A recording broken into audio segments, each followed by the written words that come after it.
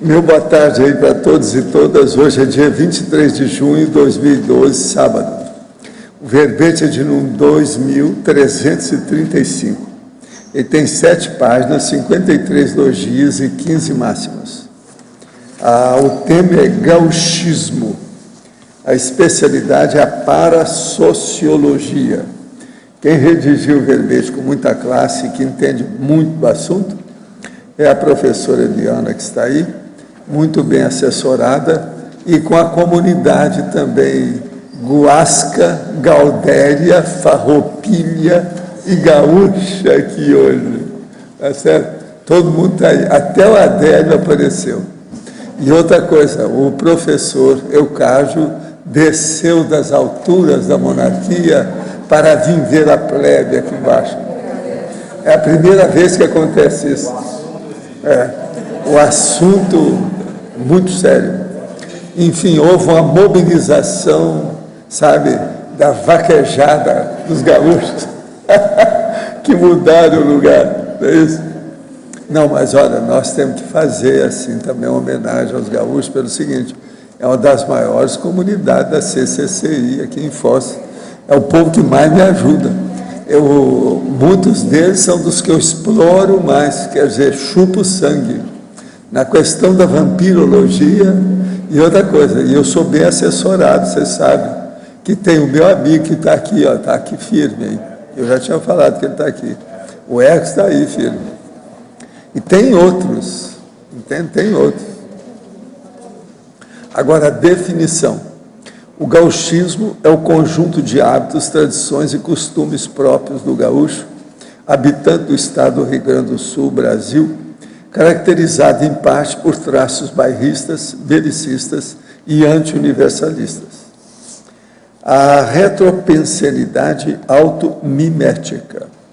O movimento tradicionalista gaúcho, MTG, o Centro de Tradições Gaúchas, o CTG, o culto exagerado ao cavalo, o churrasco, os rodeios, as gineteadas, as invernadas, a doma violenta dos sul-humanos, a postura belicista explícita na subjugação dos animais e implícita na música nativista, a agressividade da dança, das boleadeiras e dos facões.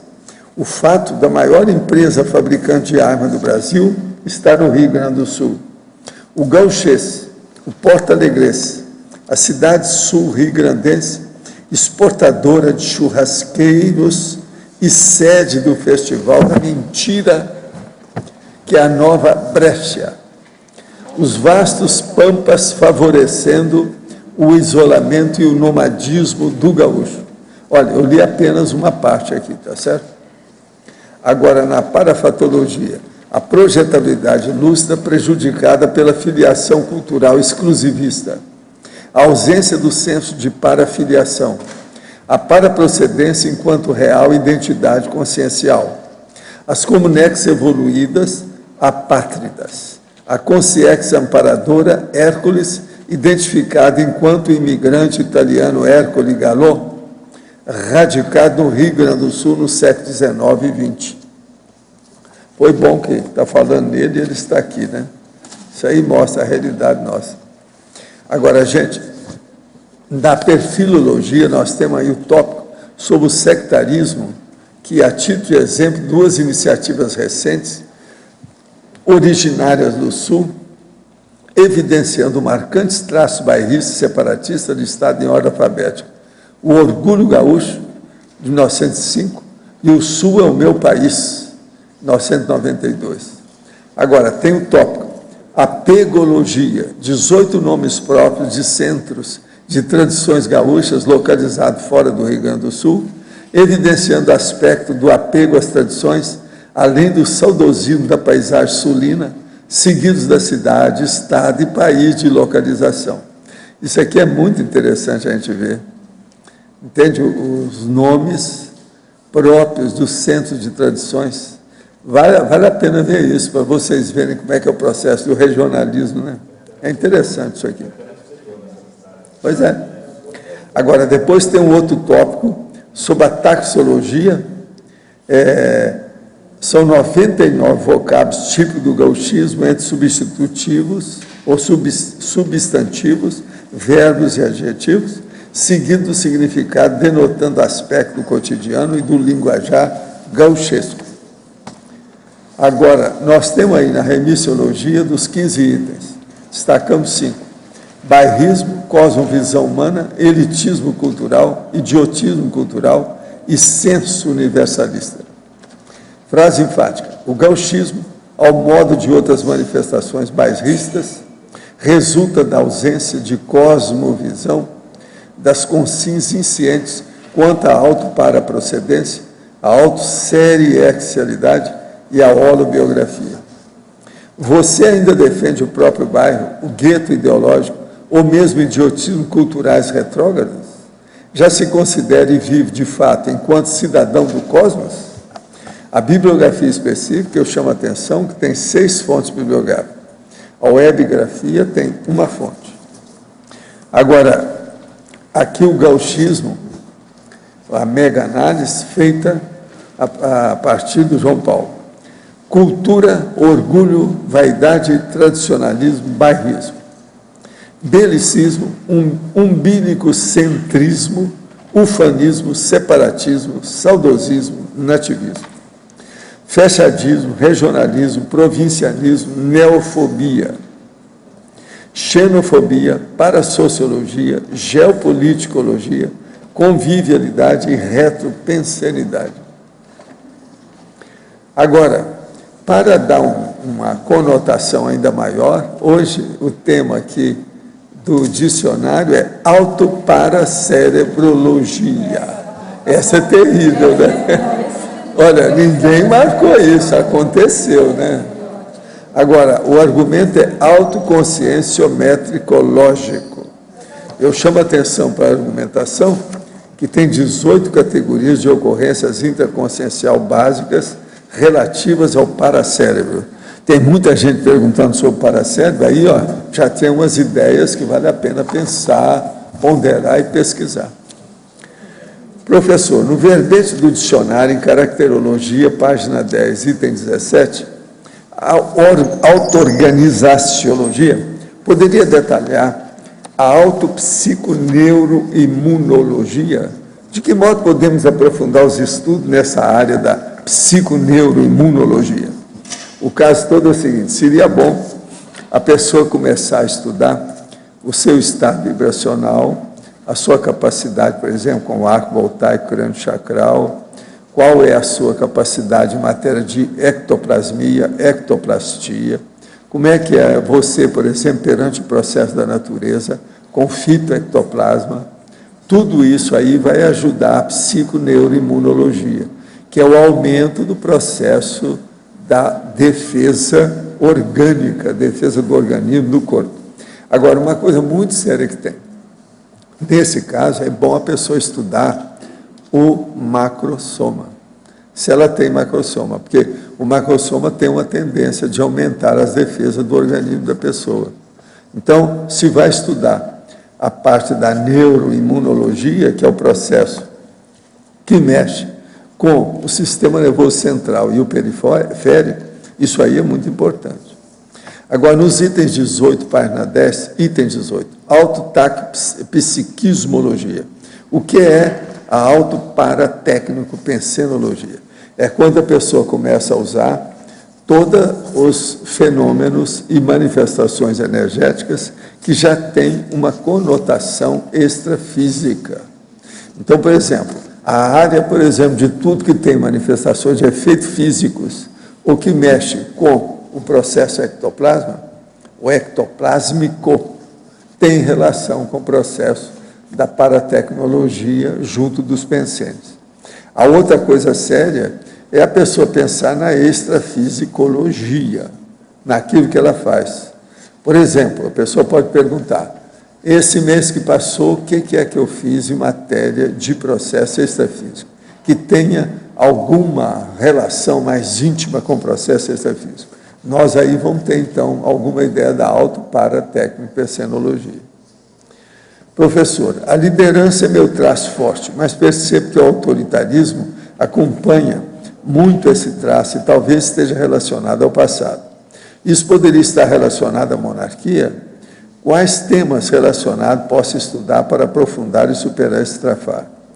Seria bom era você fazer o curso, não é, sobre o processo monárquico, a turma tem trabalhado com ele. Quando é que vai ter esse curso? Alguém sabe? Não tem ninguém aí hoje, né, da turma? Teve agora há pouco tempo. Pois é. Isso aí que seria bom aqui no caso. Agora, ó, você que é carioca aí, que é do Rio de Janeiro, tem que pensar nessa situação e ver como é que é. E olhar na sua biografia o que é que tem de alguma coisa que mostre, né, alguma coisa da corte. O que restou, remanescente da corte. Agora aqui, ó, já é para você. O termo gauchismo não é o mesmo que tradicionalismo gaúcho. Gauchismo se referia aos encontros onde se praticava passeios a cavalo, churrasco e a cavalaria entre mouros e cristãos. O segundo termo nasceu após a Segunda Guerra com positivismo. O primeiro CTG nasceu dentro da Brigada Militar. Por incrível que pareça, era uma forma de dizer que nós somos brasileiros.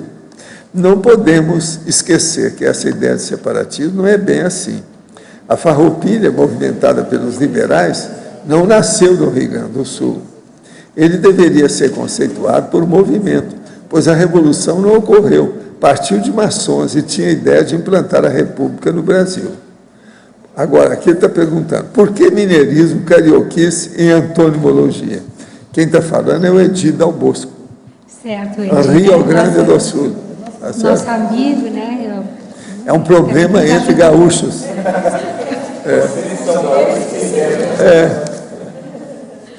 Não, olha, a questão é a seguinte, gauchismo, pelo que eu estudei, Dal Bosco, é bem mais amplo do que você colocou aí. Hoje, gauchismo é um termo que abarca a ideologia do gauchismo. Né? Então, eu também conheço isso por aí. É uma questão cultural bem mais ampla do que só esses encontros, enfim. É aquele negócio do lato sensu. O lato sensu é o gauchismo. E a antonimologia Dal Bosco é uma técnica do verbete, do conforto da técnica verbetográfica. A antonimologia é tudo que não é, né, o termo, a expressão. A gente não está dizendo que... me desculpem aí, que mineiros e cariocas também não são bairristas, não tem esse traço, né, do ismo, mas é que não é, na técnica do verbete, é o que não é gauchismo. Então, realmente, o mineirismo não é o gauchismo, a carioquice não é o gauchismo, ou a baianice, sei lá, o baianismo, como quiserem chamar, em outras culturas. Então, é essa a intenção aqui. Não estou livrando a cara dos mineiros nem dos cariocas por enquanto. Só para reforçar o que você falou aqui no Ruais, ó, gauchismo é costume, hábito de gaúcho, habitante do Rio Grande do Sul, que está bem convergente com o que você colocou aqui na definição. Palavra ou modo de expressar-se típico do falar gauchesco. Agora, o Dal Bosco tem todo o direito de defender a terrinha. Né? Certo. Sou tenepsista há mais de um ano. Logo nos primeiros meses, durante alguns dias, veio o nome de Florence Nightingale e Hildegard, na ocasião, acompanhado de intenso processo de exteriorização. Suspeito de alguma atuação minha no período da Segunda Guerra, mas do extrafísico. Existe alguma informação sobre alguma amparadora na conscienciologia com o nome de Hildegard? Alemã, enfermeira, atuando na Segunda Guerra ou em outro momento histórico? Não, que eu saiba, eu não conheço nenhuma, não. Não sei se tem. Sou de São Paulo, voluntário e professor do IPC, 49 anos. Tenho bom parapsiquismo e principalmente clarividência, que fui aprimorando a partir dos cursos feitos no IPC. Essa semana tive diagnóstico de catarata. Foi dito para retornar em 6 meses para a nova avaliação. Gostaria do parecer do senhor. Não, se você tem clarividência, você vai superar o processo da catarata, vamos fazer força. Não, é preciso de ver, né, o que é que tem, né? Tem que ver um diagnóstico, pelo menos. É preciso ver o que é que vai fazer. Precisa examinar. Vamos pensar positivo. Precisa ver. Agora, eu entrego, então, o Rio Grande do Sul para você, de São Paulo. São Paulo não, italiano. Agora, não pode falar italiano, porque no Rio Grande do Sul é cheio de italiano. Mas é uma barbaridade, tchê. Nós próprios aqui, irmão Freud, somos italianos. Se me permite, o Vaquiano, eu abrir a porteira da estância. Mas eu permito, tchê. Mas abre a porteira, tchê. Que é isso? Peço licença à Preta e ao peão, e aos peões e aos conterrâneos, para fazer uma abertura desse verbete, dizendo que se trata de um baita verbete, macanudo, e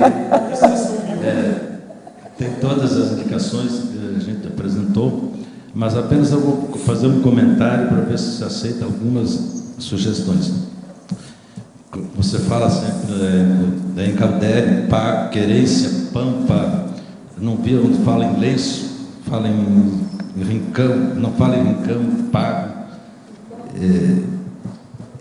tanto na taxologia como na apegologia, fala todos os sistemas mais usados, né, que são empregados, e também lá no mito fala um centauro, não sei se puder acrescentar dos pampas, não sei se existe só o centauro, a palavra centauro.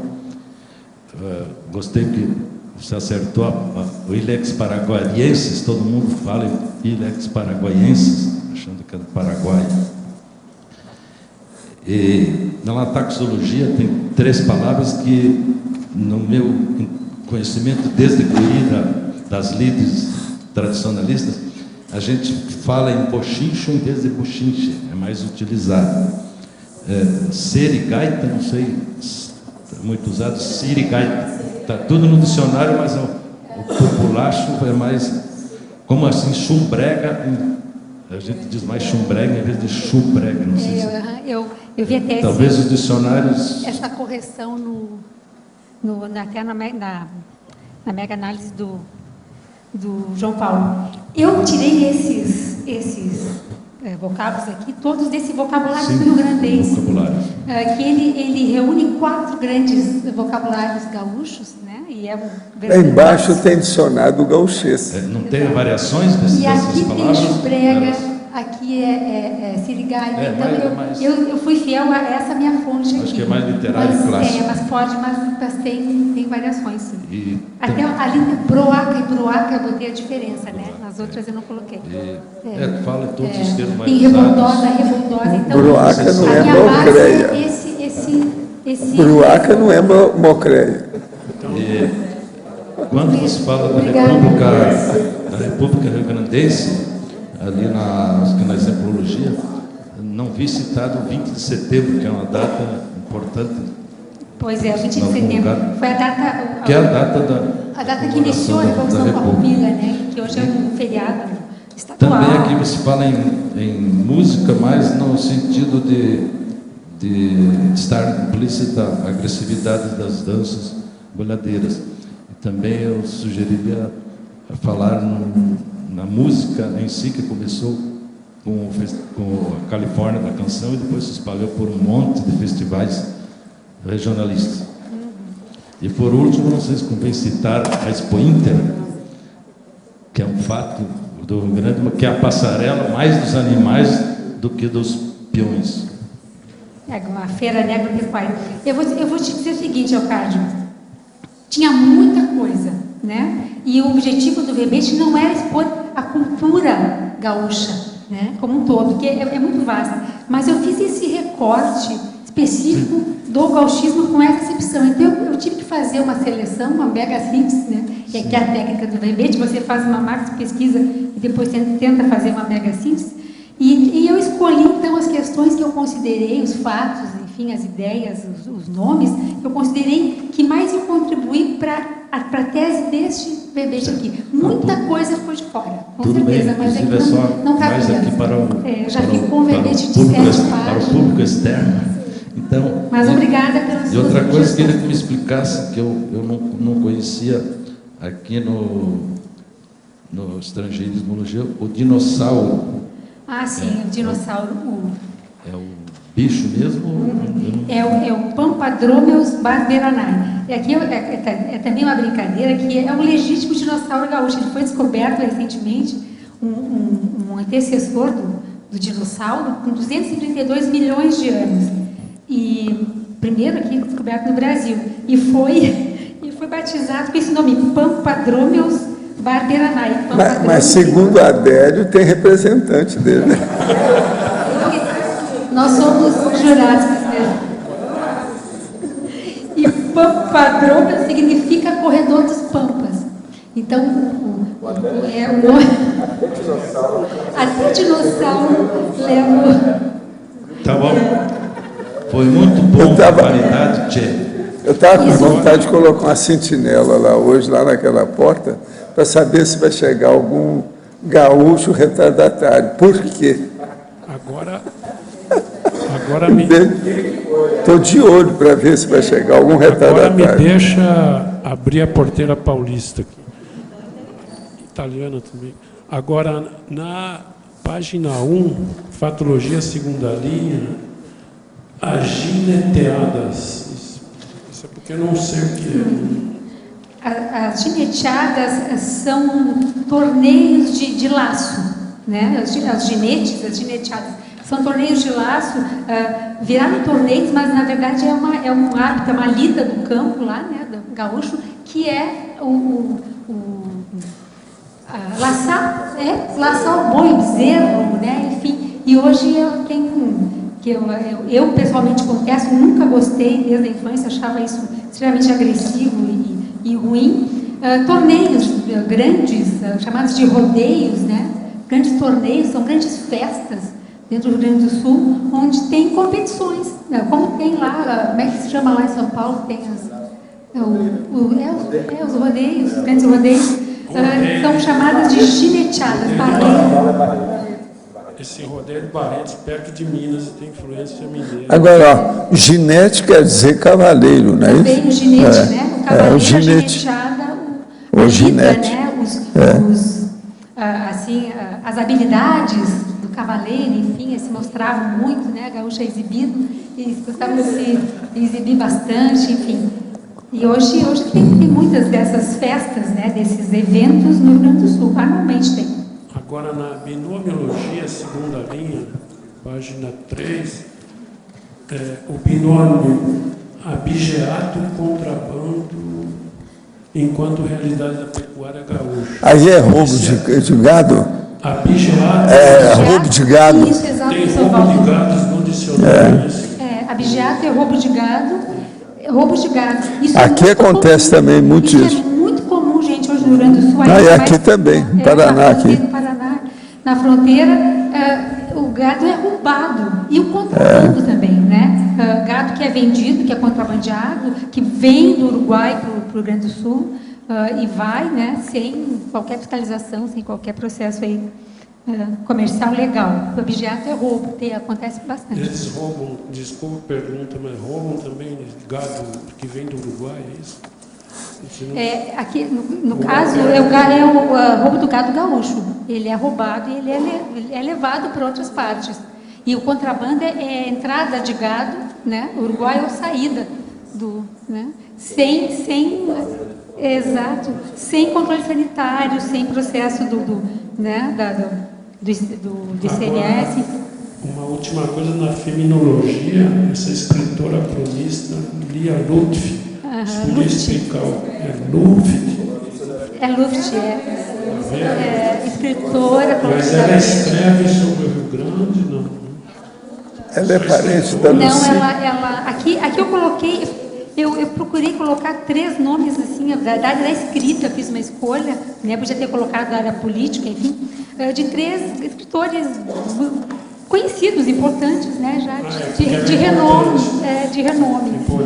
o Érico Veríssimo, o Mário Quintana e ela. Uma última coisa, só uma sugestão, você, o Cata, se quiser. Aqui a peologia, né, tem esses 18 aqui. Seria bom pôr um de Foz do Iguaçu, talvez, se você quiser. que eu fiz além do, olha, você vê ali, você viu na fatologia que são 2.555 CTGs no Brasil. De Foz, só porque nós estamos em Foz. Sabe qual foi a minha escolha aqui, seleção, até o professor Valdo destacou? Eu procurei os nomes que mostravam essa coisa do saudosismo, essa coisa do apego, né? Aquela coisa de saudade do gaúcho que está longe há 40 anos, mas ainda morre de saudade. Muito bom o verbete, isso também está bom, a sugestão, só se você tá. quiser. Não, eu até ouvi o de Foz, mas o de Foz não tem no seu nome essa conotação, eu destaquei. E esse CTG eu já fui lá várias vezes, como paulista. É perto da minha casa. Obrigado. Então, ele não tem essa conotação saudosista foi o que eu selecionei para fazer essa listagem. Eliana, Diga, Rosa. Na folha 2, na página 2, na quarta linha da fatologia, podia falar mais sobre a pedagogia do gauchismo utilizado na rede de ensino? Certo. Aqui, eu encontrei 2 teses de doutorado, Universidade Federal do Rio Grande do Sul, falando sobre essa pedagogia do gauchismo. O que é isso? É que hoje no Rio Grande do Sul existe uma verdadeira pedagogia, né? Dessa cultura, dessas tradições.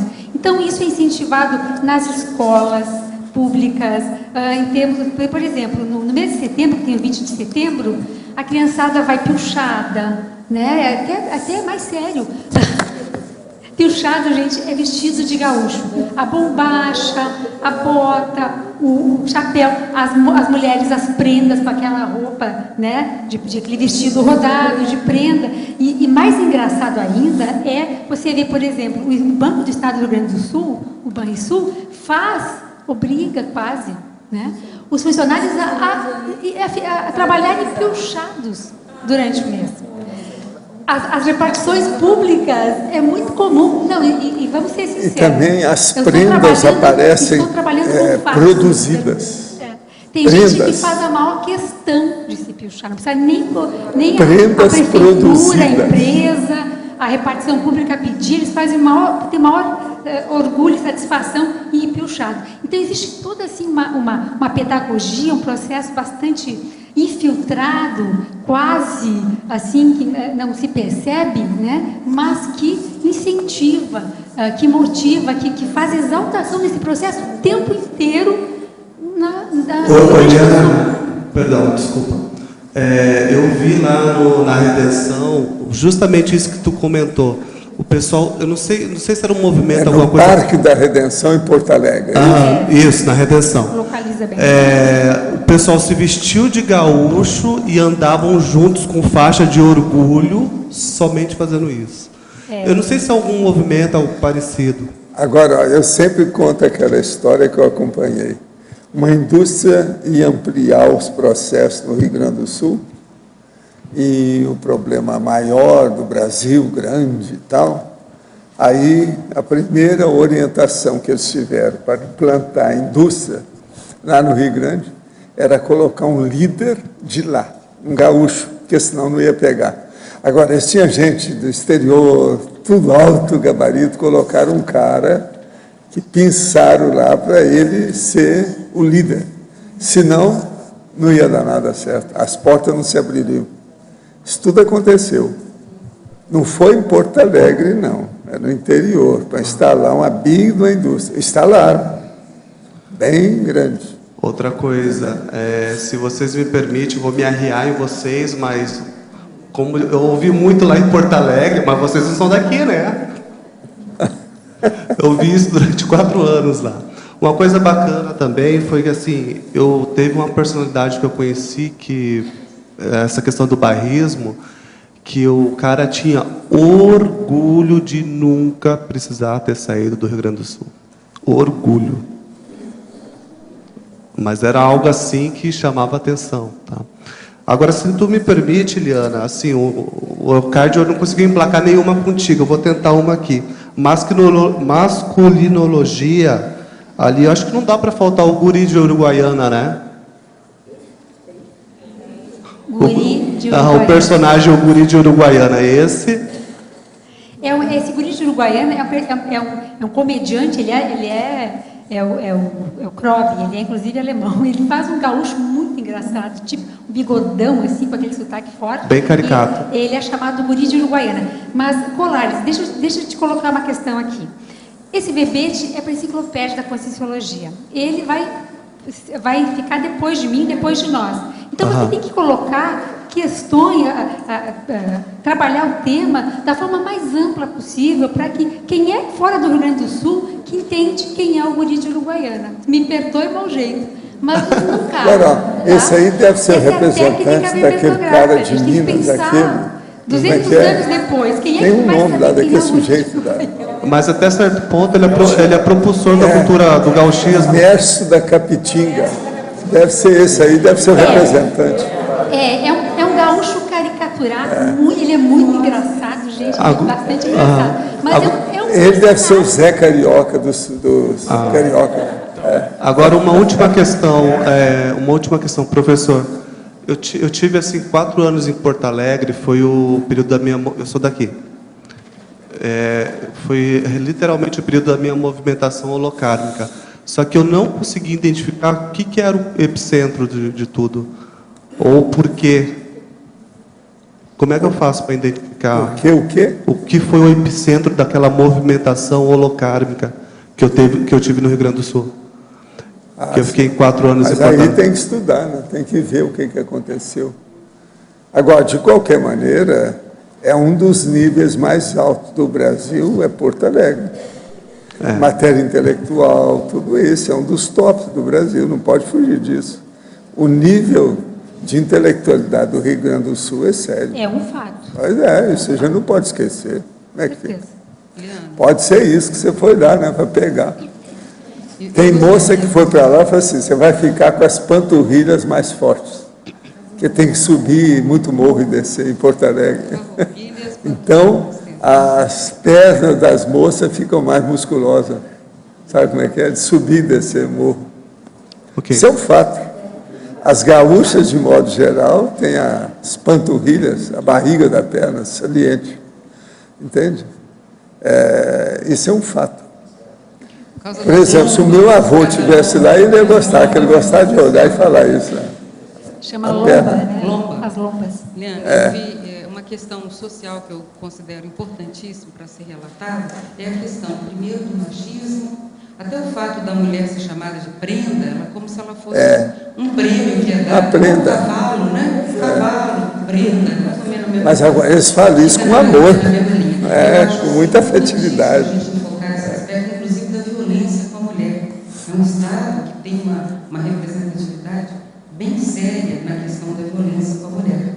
Então, há estudos, casos e relatos, e a mídia cobre esses fatos. Então, eu vejo assim, que esse machismo, ele não é uma mera caricatura ou algo engraçado apenas para ser ridicularizado. Eu acho uma coisa gravíssima. Agora, por outro lado, a gente tem que lembrar o seguinte, o Rio Grande do Sul cria, fornece e desenvolve muitas mulheres líderes.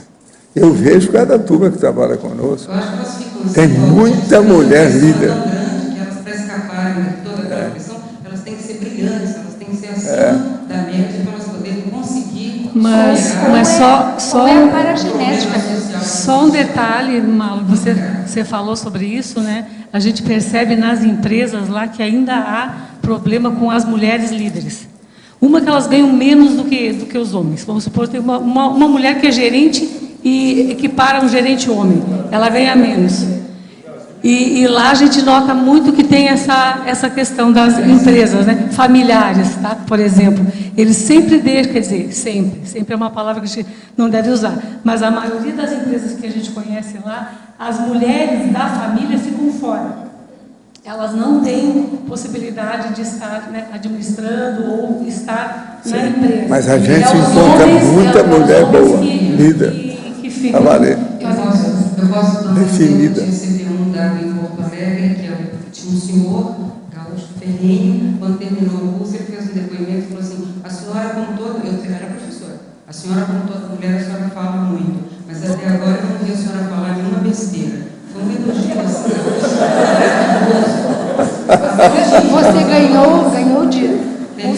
Esse é um elogio de macho. Tá certo. Elogio de macho. Essa questão do machismo é tão séria, professor. Escuta, foi lá que aconteceu o maior problema para mim com o processo do mantra que eu colocava energia. Foi lá. Foi preciso, que o ambiente estava pesadíssimo. E foi lá também que eu tive um curso daquele que a gente colocava uma pessoa na porta para devolver o dinheiro do curso. Todo mundo vai embora. Então eu fazia aquele negócio dos ouvintes. Entende? Aí saiu um casal, saiu uma pessoa, saía outro.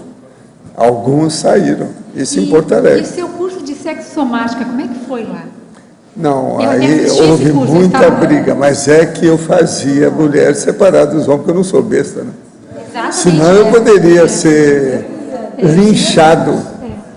Teve lugar que eu falei que o negócio não foi fácil. Era separado. Agora, lá eu tive uma vez um negócio muito sério, que eles prepararam o melhor lugar para eu dar um curso. A hora que foi, o ambiente não cabia talvez nem 70% do povo que apareceu. Então eu tive que chegar, reunir todo mundo na porta lá do prédio, sem eles entrarem, porque já estava tudo cheio. Falei assim, amanhã eu repito tudo para vocês. Foi um jeito, isso tudo foi em Porto Alegre. Agora, outra coisa, eu fui para lá, então descobriram para nós o primeiro hotel melhor que havia. O hotel era de prostituta de um lado assim. Então, toda vez que você saía e entrava no hotel, tinha 20 prostitutas na rua, esperando, cumprimentando a gente, etc. Tal. Isso foi a primeira vez. Aí eu comecei a ver, não, eu acho que Porto Alegre eu tenho que olhar com mais detalhes aqui. Da outra vez, eu vou para o outro lado da cidade, vamos ver como é que dá. Agora, o hotel até que era bom, entende? Mas fora era um tal, mas eu contei no primeiro dia 20. E elas ficavam 2 a 2, eu não sei por que aquilo. Tinha 20 na rua. Valdo, e o caso da bandeira lá, que se contou muitas vezes? Não, o pior não é bandeira. O caso é o seguinte, nós fomos lá e vamos fazer um grande evento. Então, teria que colocar o processo que era Instituto Internacional, sabe? Instituto de Conscienciologia Internacional, aquele negócio todo, de Projeciologia e Conscienciologia Internacional. E com um nome internacional enorme. Então, eles colocaram lá que era o evento do Instituto, agora, aquele internacional, com o nome do Instituto, eles colocaram no Rio Grande do Sul, todo o mapa. Aí eu falei assim, gente, só tira aquilo lá, porque eu não quero que eles me chamem de louco ou bobo. Nesse caso, eu sou retardado mental. Eu falei assim, mas por quê? Mas não está tão bonito. Eu falei assim, tá, parece que vocês trabalharam muito, mas veja, internacional dentro do Rio Grande do Sul, como é que faz? Quem é que quer defender? Alguém quer defender isso aí? Aí o povo tudo abaixou a cabeça, foi lá, tiraram o negócio. Isso tudo aconteceu. Você estava lá nesse dia, você chegou a ver isso? Não. Eu acho que a Valquíria estava lá naquela época. Agora, a intenção era boa. Eu pedi a eles, me desculpem, mas a gente não pode deixar isso aí, porque isso aí é contra a gente, mostra que a gente é muito burro, porque está contraditório, não dá. Agora, tinha que ser, né? Instituto Internacional dentro do Rio Grande do Sul. Tudo bonito, enorme, era um banner, sabe como é que é? Enorme, bem feito, colorido. Eu falei assim, sinto muito. Aqui agora, no B, só para comentar uma coisa aqui no B, aqui, no segundo ou no último curso que o senhor deu sobre sexo somático, foi em 2000, eu estava lá, e foi para homens e mulheres juntos. Foi o quê? Foi junto? Para homens e mulheres não, juntos. Foi os últimos que eu dei em vários lugares, estavam junto. Mas aí eu já tinha domado as feras. Eu já tinha dado o curso lá antes. Não, e mais light, não podia. Agora, o processo é que eu sempre dava, no sábado para mulher, no domingo para homem. Agora, o melhor da história é que as mulheres chegavam assim, o senhor vai falar amanhã, a mesma coisa que o senhor falou para a gente, vai falar para o nosso marido. Vou, pode deixar. O negócio era bravo. Agora aqui, sobre o DAC, na definologia, 4ª linha, poderia explicar qual a razão do paracérebro ser a ultraessência consciencial? Olha, vocês é que deviam responder isso. Paracérebro ser a ultraessência consciencial. Fala aí para nós. Seria bom. O paracérebro, que é a real realidade da consciência. Não, e não tem outra coisa depois dele, é o nec plus ultra. Exatamente. É a ultraessência mesmo, que não tem outra. Até nós entendemos, ele vai ficar com a gente depois que a gente tiver a segunda dessoma, a terceira dessoma. Pois é, o CL. Ele vai ficar sempre. E ele não muda, né? Ele vai tendo várias vidas, tendo vários cérebros e o mesmo paracérebro. Então, é o que mais fica com a gente, e depois também, quando a gente liberar, não tiver mais que nascer aqui, ele vai continuar com a gente até onde a gente entende. É o top da personalidade. É. Agora, para você, em Crescendologia, página 3, poderia ampliar o Crescendo Mercosul, União Europeia, Estado Mundial? Aqui a ideia é para fazer bem o contraponto, né, já que a gente destaca aqui a questão do anti-universalismo, do separatismo, que permeia, né, ainda essa questão do gauchismo, uma ideia ao contrário disso, é um crescendo, o Mercosul, né, que é aqui algo um pouco menor, a União Europeia, que aí são mais países, até chegar tem também a Unasul, Unasul, isso, faltou Unasul. Tem uma série de condições aí. Isso, até falava outra coisa, ontem. Tem também aquele, como é que é? O Cone Sul. O Cone Sul, isso. Eu até pensei, Mercosul ou Cone Sul? Eu disse, não, vou colocar o Mercosul, não, que acho que é alguma coisa que está mais ampla. É justamente para fazer o contraponto, né? A gente está colocado ali a questão desse movimento separatista aqui, no página 4, sectarismo. Talvez alguém vai perguntar. O Sul é o meu país, mas vou aproveitar aí o seu gancho. Isso aqui é um movimento que existe, ele foi fundado em 1992, tem uma carta de princípios, e eles estão fazendo encontros, enfim, e estudando para transformar o regime federalista em confederativo, para que Rio Grande do Sul, Santa Catarina e Paraná sejam estados confederados, independentes. Então, é um negócio impressionante, mas isso aqui é atual. Olha, 92 é sério. E eles falam que não tem separatismo. Olha, uma instituição criada com a finalidade de elaborar estudos para avaliar as possibilidades de emancipação política e administrativa dos estados do Paraná, Santa Catarina e Rio Grande do Sul, desencadeando um amplo debate na região sul sobre o tema da autonomia, através da reforma do regime federalista para a adoção do regime confederado. Isso sério, vamos fazer um plebiscito aqui para saber se vocês querem ser confederados. Né? Agora, Sindomologia, página 3. Poderia comentar sobre a síndrome da interiorose e citar exemplos? Eu acho que nesse processo do gauchismo acontece muito, né? O que a gente vê é que tem o pessoal lá que tem esse processo mais exacerbado, na verdade sofre da síndrome da interiorose. É o seu mundinho, é o seu bairro, é a sua cultura, é o seu grupo mais próximo, e não está aí com uma visão ampliada de que é um mundão aí fora, terra de todos, que eu digo lá na fatologia, que é um verbete do professor Valdo. Gente, essa é a terra toda, para toda a humanidade, não esse pedacinho. E você sabe que o Rio Grande do Sul, lá em 1800, ele tinha o nome de continente, lógico. Você vê? Tanto que tem um famoso livro do Érico Veríssimo, que abre aí a trilogia dele, O Continente. Quer dizer, o Rio Grande do Sul era um continente, gente. Continente, gaúcho. Né? São fatos, gente, tá? Não são opiniões. Eu só trouxe fatos no verbete porque aí não tem, né? Não é a minha opinião, pessoal. Gostaria de saber qual a diferença entre a cosmoconsciência e a mega-euforização em relação aos efeitos e durabilidade. O que o senhor percebe em relação ao seu paracérebro quando teve a experiência de cosmoconsciência? Olha, a experiência da cosmoconsciência talvez, se não for o melhor, é um dos melhores extrapolacionismos parafenomênicos que pode ocorrer com a pessoa. Ela sente uma expansão que já dá uma ideia do que é que o serenão sente.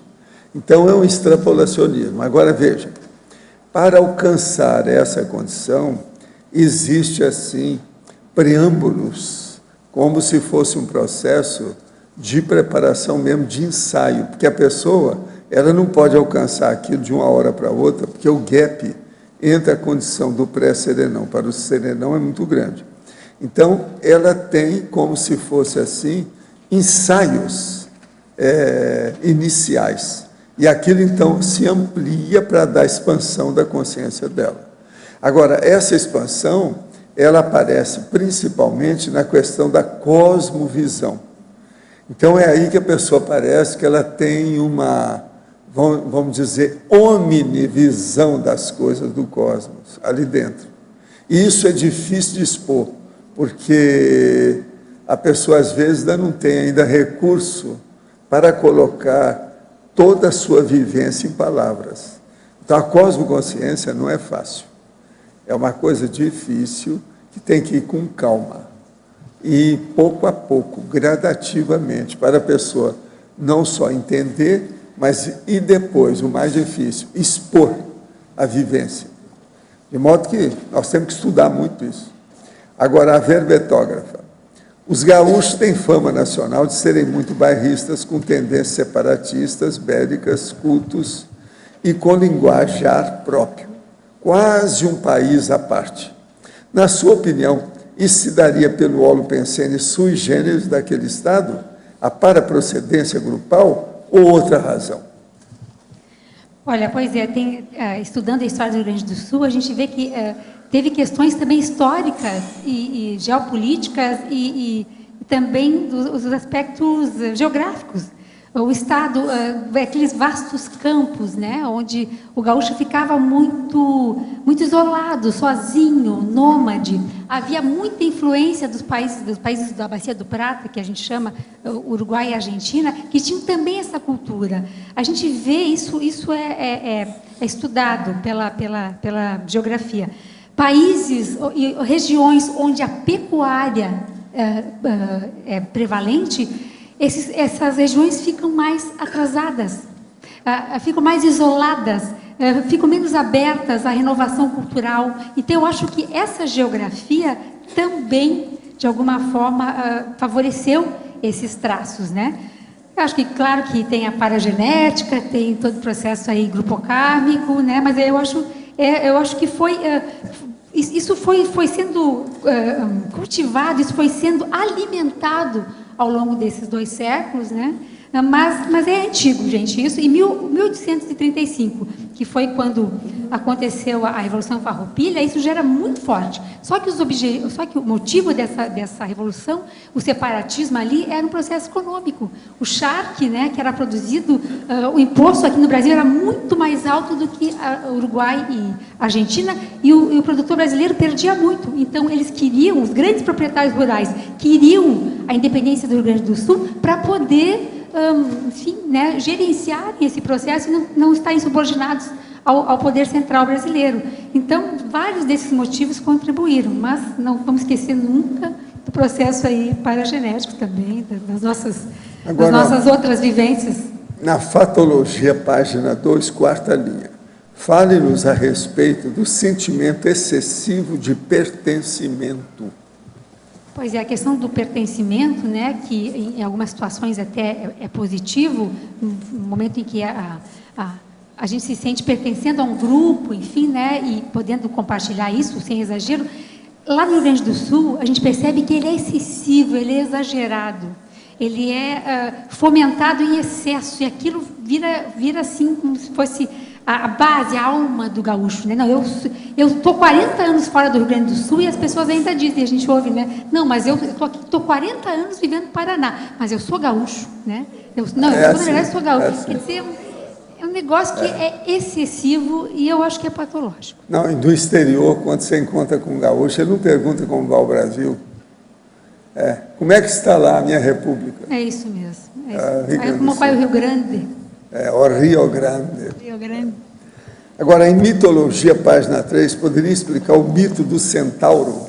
O mito do centauro é que o gaúcho, isso até mais para trás, né? Agora tem menos gaúcho a cavalo trabalhando nisso. Ele tinha muita habilidade com o cavalo, ele era muito bom. Então, houveram escritores europeus que vieram, né, no início do século XX, final do século XIX, e que comparavam o gaúcho com o centauro. Mas a gente não pode falar, esse homem é um cavalo. Você não pode falar isso, está xingando o cara. Ele virava, então, até o centauro. Ele virava o cavalo, né? Então, esse é o mito do centauro, porque pela a ligação, né, quase a simbiose do homem com o cavalo, lá no Rio Grande do Sul. Tem uma parceira que tem ótimas qualidades, se enquadra bem para ter um relacionamento comigo. Porém, muitas vezes, quando estou com ela, sinto uma sensação de bloqueio na região do peito, carência afetiva com ausência de afeto, além de prejuízo da minha parte emocional. Quando isso acontece, cobro da minha parceira. O que devo fazer? Olha, seria bom vocês trabalhar o estado vibracional junto. Quem sabe que vai dar certo, né? Melhorar o ambiente, fazer um holopensene mais adequado, para ver como é que fica isso.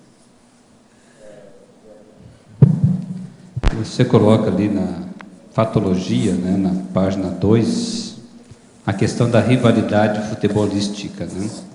Isso tem muito a ver com a questão da revolução também, né, da própria questão das guerras, né? Por que mais, né, por exemplo? Aí, bom, a gente percebe que a rivalidade futebolística não é privilégio do Rio Grande do Sul, né? Acontece em todos os estados.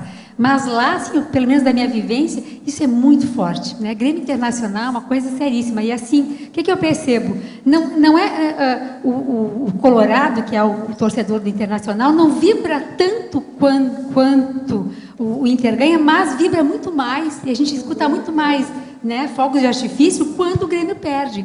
Então, assim, é uma coisa muito doentia. O importante é o Grêmio perder, não é Inter ganhar, e vice-versa. Então, lá é uma coisa bastante exacerbada. A gente pega avião aí pelo Brasil afora, você chega em aeroporto, você vê o povo todo de camiseta do Grêmio, do Internacional, você quase não vê isso de outros times, é mais raro. Mas você vê lá o boné, a mochila, o abrigo inteiro, o agasalho esportivo inteiro, Grêmio Internacional, e isso, assim, é muito forte. Agora, essa relação mais forte não seria por causa do processo de belicismo mesmo, da questão? Né? Também.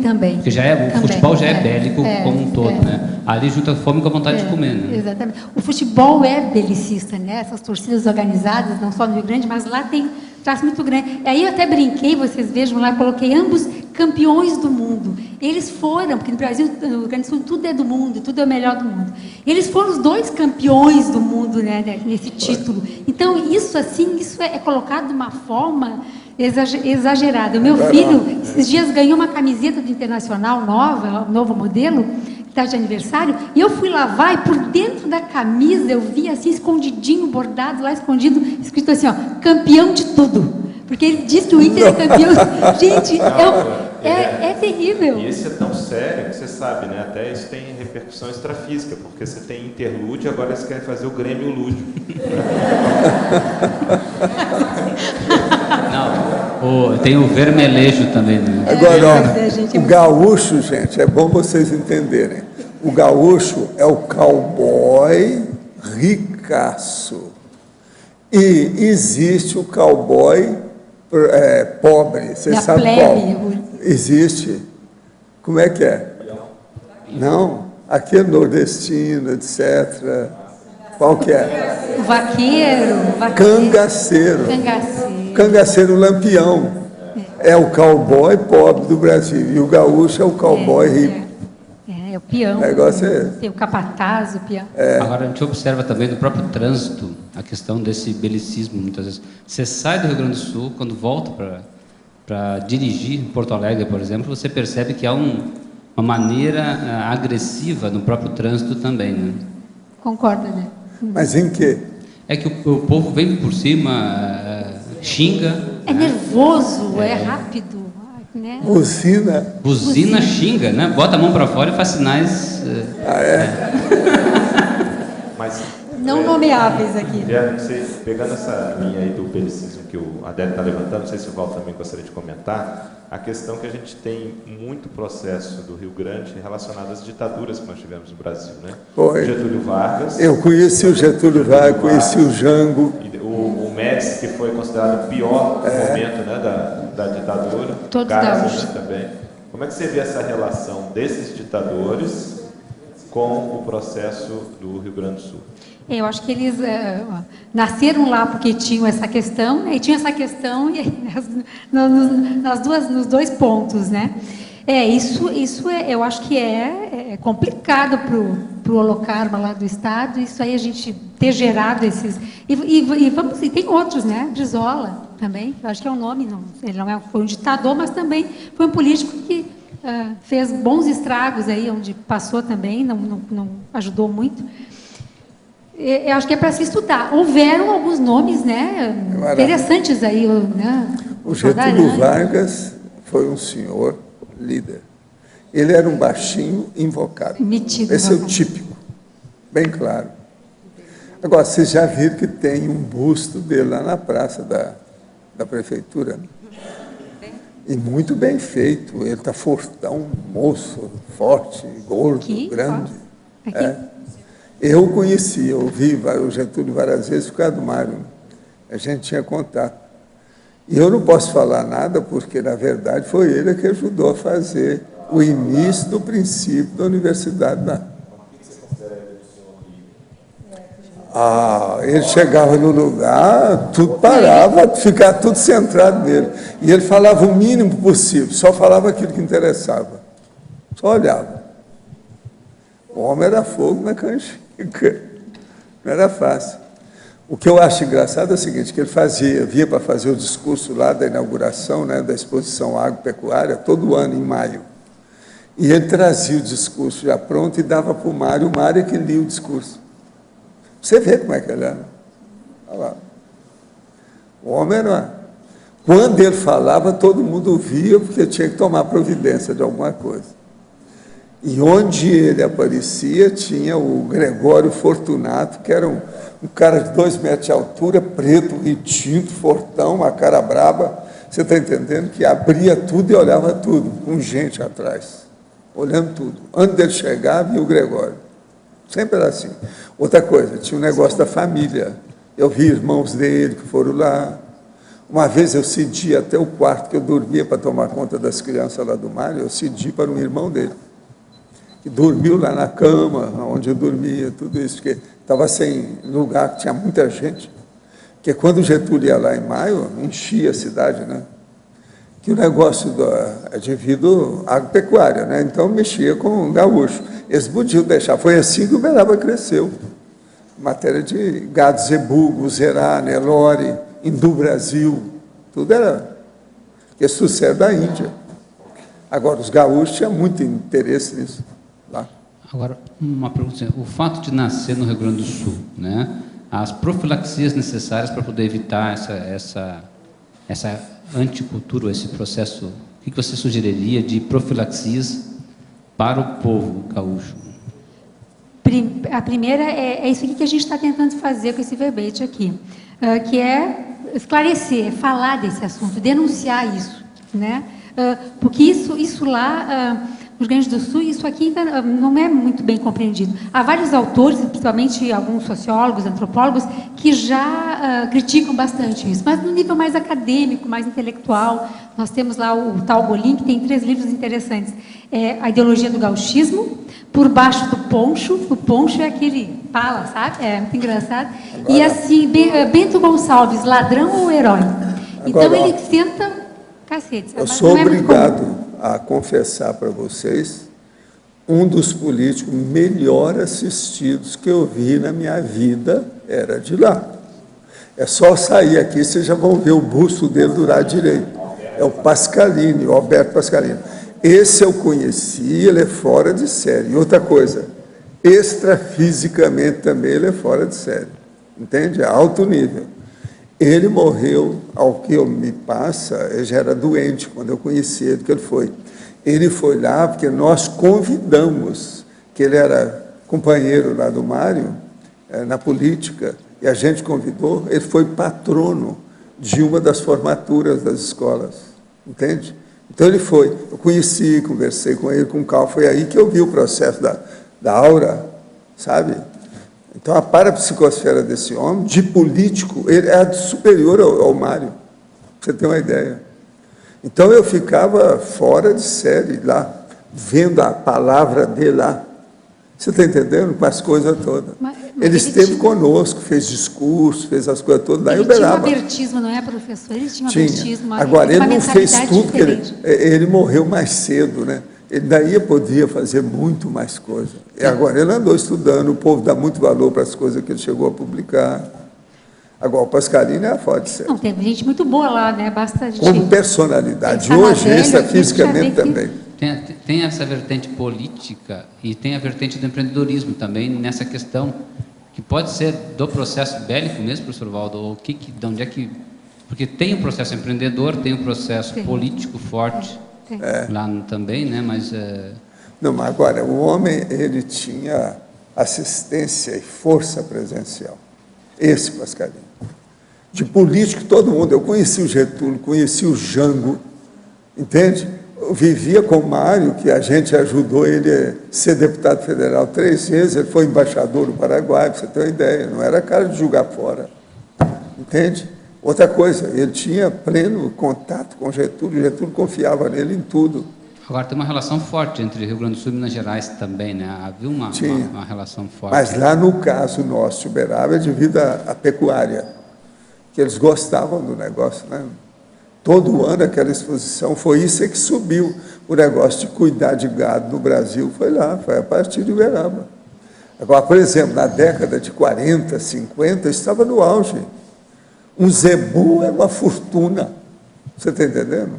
O zebu valia um quarteirão. Em vez de comprar um zebu, você ia comprar um quarteirão. Como é que é? Um quarteirão ou um zebu? O negócio era muito dinheiro que valia, a situação toda.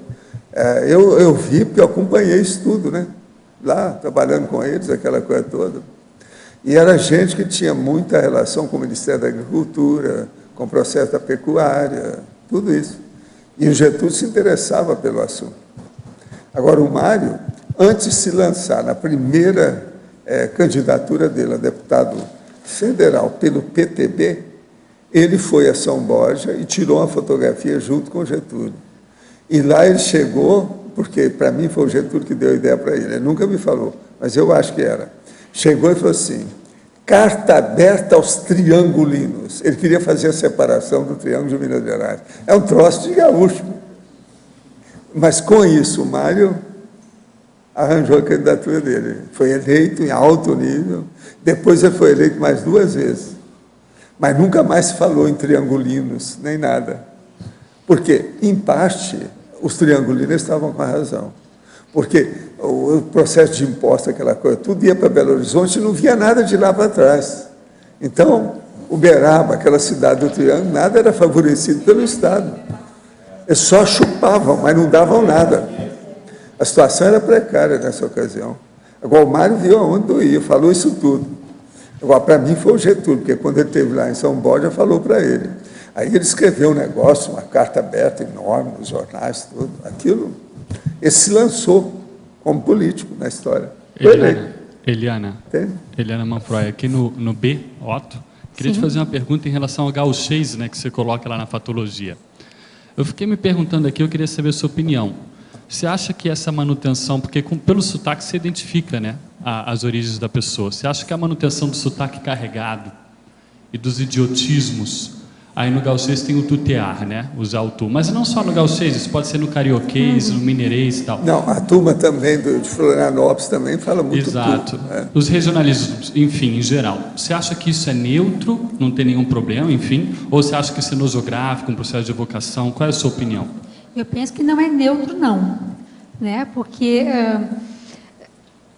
se você, como acontece no Nordeste também e no Norte, você chega em alguns locais do Rio Grande do Sul, no interior, você entende metade do que o pessoal fala. Eles usam essas expressões. Quer dizer, então, é o babelismo, né? Que é praticamente um dialeto. Exato, exato. E isso separa, isso discrimina, isso estigmatiza quando não exclui. Eu não acho que seja neutro, não. Eu acho que não.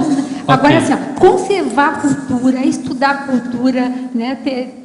Se conhecer lá, né? Hoje, estudar esse vocabulário sul-rio-grandense, até coisas completamente já, né, anacrônicas, tudo bem, mas utilizar isso ser, né? Eu acho que isso não agrega nada. Isso a gente já chega num nível mais extremo, que chega a ser até um processo de jargão, ok. Certo. Mas eu estou falando sem ser tanto aí. Eu estou falando assim, num processo de que existe uma inteligibilidade mútua, mas você vê pelo sotaque carregado, assim, pela entonação, pela prosódia da fala, entende? Pela conjugação verbal, entende? O tutear, que é muito comum. Estou falando nesse nível, não estou falando tão aprofundado. Você acha que é nosográfico ainda ou aí já não tem problema? O que você acha?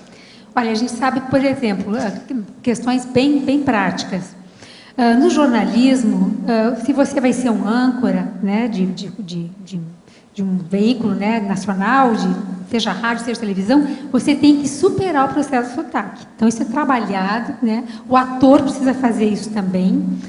Na conscienciologia, a gente, né, também tinha muito cuidado com os regionalismos, com os idiotismos. Quer dizer, isso não ajuda, não, Otto. Acho que, né, o ideal é que nós tenhamos esse universalismo na linguagem, na comunicação, né, que não haja essas diferenças tão grandes que dificultam. Tô de acordo contigo. Você está de acordo? Tô. Eu só queria saber a sua opinião. Eu queria também... Essa é a minha opinião. Legal. E isso tem a ver com o que você escreveu lá, né, no binômio, o binômio babelismo, separatismo. Exato. É isso. Exatamente, Otto, é isso aí. Eu queria te perguntar outra coisa também, que é a formação da cultura gaúcha. Você chegou a mencionar aí, abarcou não só o Rio Grande do Sul, mas o Uruguai, a Argentina, né, enfim. E como é que você vê isso ali você põe na fatologia, na página 2 lá, primeira linha, a ascendência cultural dos países da Bacia do Prata. O que você quis dizer com isso, só para eu entender bem? Porque na formação do Rio Grande do Sul e da cultura gaúcha, e do próprio gauchismo, teve muita influência da Argentina. E o gaúcho é uma figura também da Argentina, dos pampas argentinos, o chimarrão, os gaúchos, né? O chimarrão, a roupa, a música, muitas palavras, muitos vocábulos, né, do gauchismo são de origem do espanhol platino, né? O próprio termo gaúcho. Então teve muita influência cultural. No Rio Grande do Sul, até a questão da psicologia, a psicanálise teve uma grande influência da psicanálise argentina, dos autores, né? Então, culturalmente, geograficamente, teve muita influência. Então, essa hoje análise... acho que está um pouco diferente, mas na formação era quase indissociado ali as três fronteiras ali. Então você acha que essa sua análise aqui do gauchismo para o caso sul-rio-grandense pode ser estendida também para o caso argentino, para o caso uruguai? A gente pode analisar mais ou menos do ponto de vista da parasociologia do mesmo modo? Teria que estudar um pouco, mas a gente vê algumas questões um pouco bairristas também, né? Nessas culturas, principalmente na cultura argentina. Eu acho que sim, mas aí teria que estudar, que não foi a minha tese aqui. Claro. E eu coloco ali, Otto, a influência que é muito grande da imigração europeia no Rio Grande do Sul. Italianos, alemães, né? E eu, por exemplo, eu e a Isabel, nós somos, nossos avós, né, italianos, enfim, a gente cresceu numa cidade da Serra Gaúcha, de origem italiana, e a gente teve essa influência do gauchismo, mas bem menos. A nossa influência maior foi do italianismo, né, da cultura italiana. Né? Isso. Então teve os próprios índios nativos, né? Os espanhóis, os portugueses. Nossa, Porto Alegre era chamado Porto dos Casais, por causa dos 20 casais açorianos que começaram lá, 20 ou 40, não sei. Então, gente, era um Estado, por essa diversidade cultural, para ser muito mais aberto, universalista. É tudo para ser internacional e não é. E ficou fechado. Ele tem uma massa cultural, paradoxo, social forte, mas que ele só absorve nos aspectos, a inflexibilidade, o tradicionalismo. Então, o italiano tradicional incorporou isso no gauchismo, e cada um contribuiu. O negócio é a priorismose, isso é que é o bravo. É que não vai para frente, o negócio não vai. Falando em multicultural, acho que tem a ver, pode ser uma profilaxia que eu estava lendo aqui no dicionário de argumentos, o item 4, professor, autoconcentraciologia. Até fiquei curiosa, o que tem a ver com a automulticulturologia? O que você perguntou? Autoconcentraciologia. Item 4. Autoconcentraciologia, o megafoco da hiperacuidade. E aí vem o segundo. A automulticulturologia. Pois é, Aí o processo todo é o seguinte: para a pessoa se concentrar, ela tem que, naquela concentração, se irradiar para a periferia, para aquilo que chama hoje de perifa. Está entendendo? Então, é o núcleo que vai criar o processo maior. Sempre tem um núcleo, que é, no caso, o paracérebro da história aí. Então, pensa nessa autoconcentração que a pessoa tem que ter para ela poder expandir. Porque se também a pessoa se concentrar só nela, ela fica egóica, ela se intoxica. A multiculturologia é a hora que ela concentra para entender, porque aí aumenta a força, ela começa a entender as coisas mais. Com isso, ela entra no atacadismo, ela sai do varejismo, entende? Primeiro, a pessoa tem que ver o paracérebro. Sem paracérebro, nada funciona bem. Isso poderia ser uma profilaxia do gauchismo? Aqui tem um monte de coisa, né? Só o título ali, ó, autoparacerebrologia. Isso é mais do que... é tudo, para todo mundo, é a base. Agora aqui, professor, constituí dupla humana e vivemos muito bem. Algumas vezes não concordo com algumas coisas que vêm de minha parceira, mas quando isso acontece, conversamos pacificamente. Já ouvi dizer que se tudo está azul com o casal, um está manipulando o outro. O senhor pode explicar? Não, não é bem assim, não. Estou falando é o seguinte: pode haver, ficar tudo azul, mas há coisas que você discorda. Então, tem que ter dentro da dupla a admiração, discordância. Isso aí que é a coisa séria. Agora, se tudo não há discordância de nada, aí sim. Aí tem alguém que está manipulando o outro. É assim que nós falamos. Agora aqui, o tema me fez recordar que em um evento do IPC foi colocada a sigla do Instituto dentro da bandeira do Rio Grande do Sul. E o professor Val, da época, foi contra. Favor comentar. Eu já comentei, chefe, você está chegando agora. Ele é de Canoinhas, em Santa Catarina. Ele devia de estar, já viu alguma coisa do assunto. Ele não quer deixar de fora. Que essa foi uma piada. Eu queria trazer um dos banners comigo, que tinha vários. Mas depois a gente viu, ficava chato, né?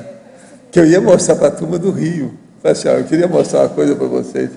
É a primeira vez que acontece isso. Que era o Instituto lá no meio. Mas estava bem feito. Não era de jogar fora, não. Uma obra de arte. Uma obra muito bem feito, mal feito, muito bem feito. Entende? Artisticamente perfeito. Aqui. Artista sem discernimento. Arte sem discernimento nenhum. Entende? Agora aqui. Fui em Porto Alegre e fiquei impressionado com a ideia de que tudo deles é melhor. Fiquei indignado com a Pontifícia Universidade Católica do Rio Grande do Sul, pois sua faculdade de pilotos de avião fazia lavagem cerebral violenta, dizendo que era o melhor curso dentre outras faculdades, além de cobrar outras atividades necessárias e ser muito mais cara que as outras escolas. Agora ele pergunta, de onde veio essa cultura? Olha, você leu o verbete aí que tem várias dicas. A Pontifícia e olha, gente, isso é tão antigo. Eu coloco na Citaciologia, página 1, você vê aí, ó. Excitação contributiva ao tema, né? É o refrão do Rio Grandense. Sirvam nossas façanhas de modelo a toda a terra. Gente, ele já, né? Sim, até comentei, é a capital do mundo. Então, você vê que isso é antigo. Esse hino foi feito em 1860 e alguma coisa. E já, né? As façanhas do Estado era modelo para toda a terra, é velho. A gente, de qualquer maneira, tem que ter muita atenção, principalmente para a inteligência das gaúchas. Há aquele caso que eu não posso esquecer, que o cara viajava muito na atividade dele, que era o marido dela. Então ela chegou para mim e falou assim, olha, eu não posso mais ficar com ele. Eu falei assim, mas por quê? Porque ele trouxe a viagem lá e nós fomos lavar as roupas dele e a cueca dele estava com ponto riscado. Vocês estão entendendo, né? Ela examinou o ponto riscado. E eu senti que tem mulher atrás disso. Aquilo foi feito para acabar com o negócio. Eles acabaram se separando. Ponto riscado. Então, ele ainda viu nas viagens que o cara estava fazendo, com o negócio dele lá, as coisas que ele fazia, ele tinha que viajar. Então, que alguém fez o ponto riscado na cueca. Não tinha jeito, né? Essa marcou tudo. A dona descobriu, foi olhar com calma o que estava acontecendo. Tinha alguma coisa no ar. E o negócio era de ar mesmo, porque o rapaz era piloto. Aqui, professor, a psicanálise da visão da conscienciologia está ultrapassada? Totalmente. De que maneira fazer a integração entre a psicologia e com isso aqui nós já respondemos. Essa pergunta já foi feita aí. Professor, o senhor considera que ser apenas uma questão de tempo para que a matemática faça a convergência da lógica além do cérebro e chegue à lógica do paracérebro? Não, isso aí, coitado, não. Esse povo tudo é da lógica, é apenas do elétron. A convergência do paradigma consciencial e uma ciência ao estilo da matemática é impossível? Pessoalmente, creio que não é uma barreira intransponível, não. Agora, eu confio em você. Já que você acha que não é uma barreira, eu confio em você. Faça alguma coisa, que não é fácil. Vamos trabalhar. Outra coisa, eu não sei de onde você é. Se você é gaúcho, você tem mais chance ainda. Eliane, gaúcho é combativo. Uma sugestão que eu dou, assim, para fazer uma contrapontologia séria aqui, porque já que esse verbete vai ficar com essa temática, eu acho importantíssimo abordar a questão do machismo, que eu já comentei, do tratamento à mulher, que é a questão da violência, e vejo também a representação do racismo, a questão dos skinheads, é claro que no Paraná tem também, em Curitiba bastante, mas o reduto mais forte é o Rio Grande do Sul. Neonazismo. No neonazismo. O neonazismo está em franco desenvolvimento lá. Gente, não deu para colocar tudo, era tanta coisa então, pesada. Eu acho uma questão assim seríssima. No Brasil, a gente ter chegado a esse ponto no sentido disso. Claro que a Grécia já tem até representante do neonazismo lá no parlamento. Eles têm deputado neonazista, que isso aí já atingiu o máximo que poderia acontecer. E é a Grécia que está no buraco. Ela que está no buraco, tem um neonazista oficialmente representando o partido. Mas eu acho que o Rio Grande do Sul está assim, correndo por essa linha. Tem uma representatividade racista fortíssima e principalmente do neonazismo. Então, acho pontos assim críticos do ponto de vista parasocial, para a gente, não que não tenha outros estados, mas lá está muito notório, aparece na mídia, toda hora comentam, então são coisas sérias.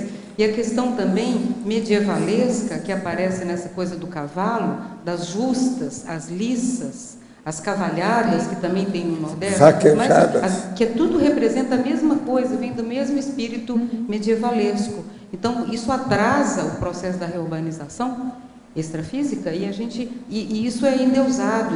Todo folclore tem uma base de etiotismo cultural muito séria, se a gente for olhar, né? Eu vi isso muito lá na Espanha, que é uma coisa triste. Mas é bom a gente apontar esses dados, porque é uma oportunidade. O oportunismo do verbete, ele é muito sério, porque não vai ter outro sobre esse tema na enciclopédia, ele vai ser o único.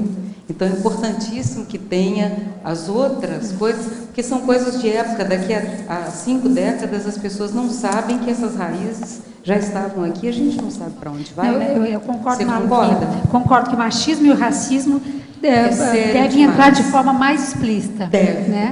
Porque o racismo é muito forte lá. É muito forte. Ele fica muito dissimulado, mas ele é bastante, historicamente, ele é muito forte. Ele é muito forte. Por causa da cultura alemã, forte também, muito presente. Então, seria bom a gente explicitar e o machismo isso, porque também vai ajudar as gerações futuras que vão ler a enciclopédia, elas vão encontrar que essas bases já estavam ali e que isso precisa ser extirpado, né, de alguma forma.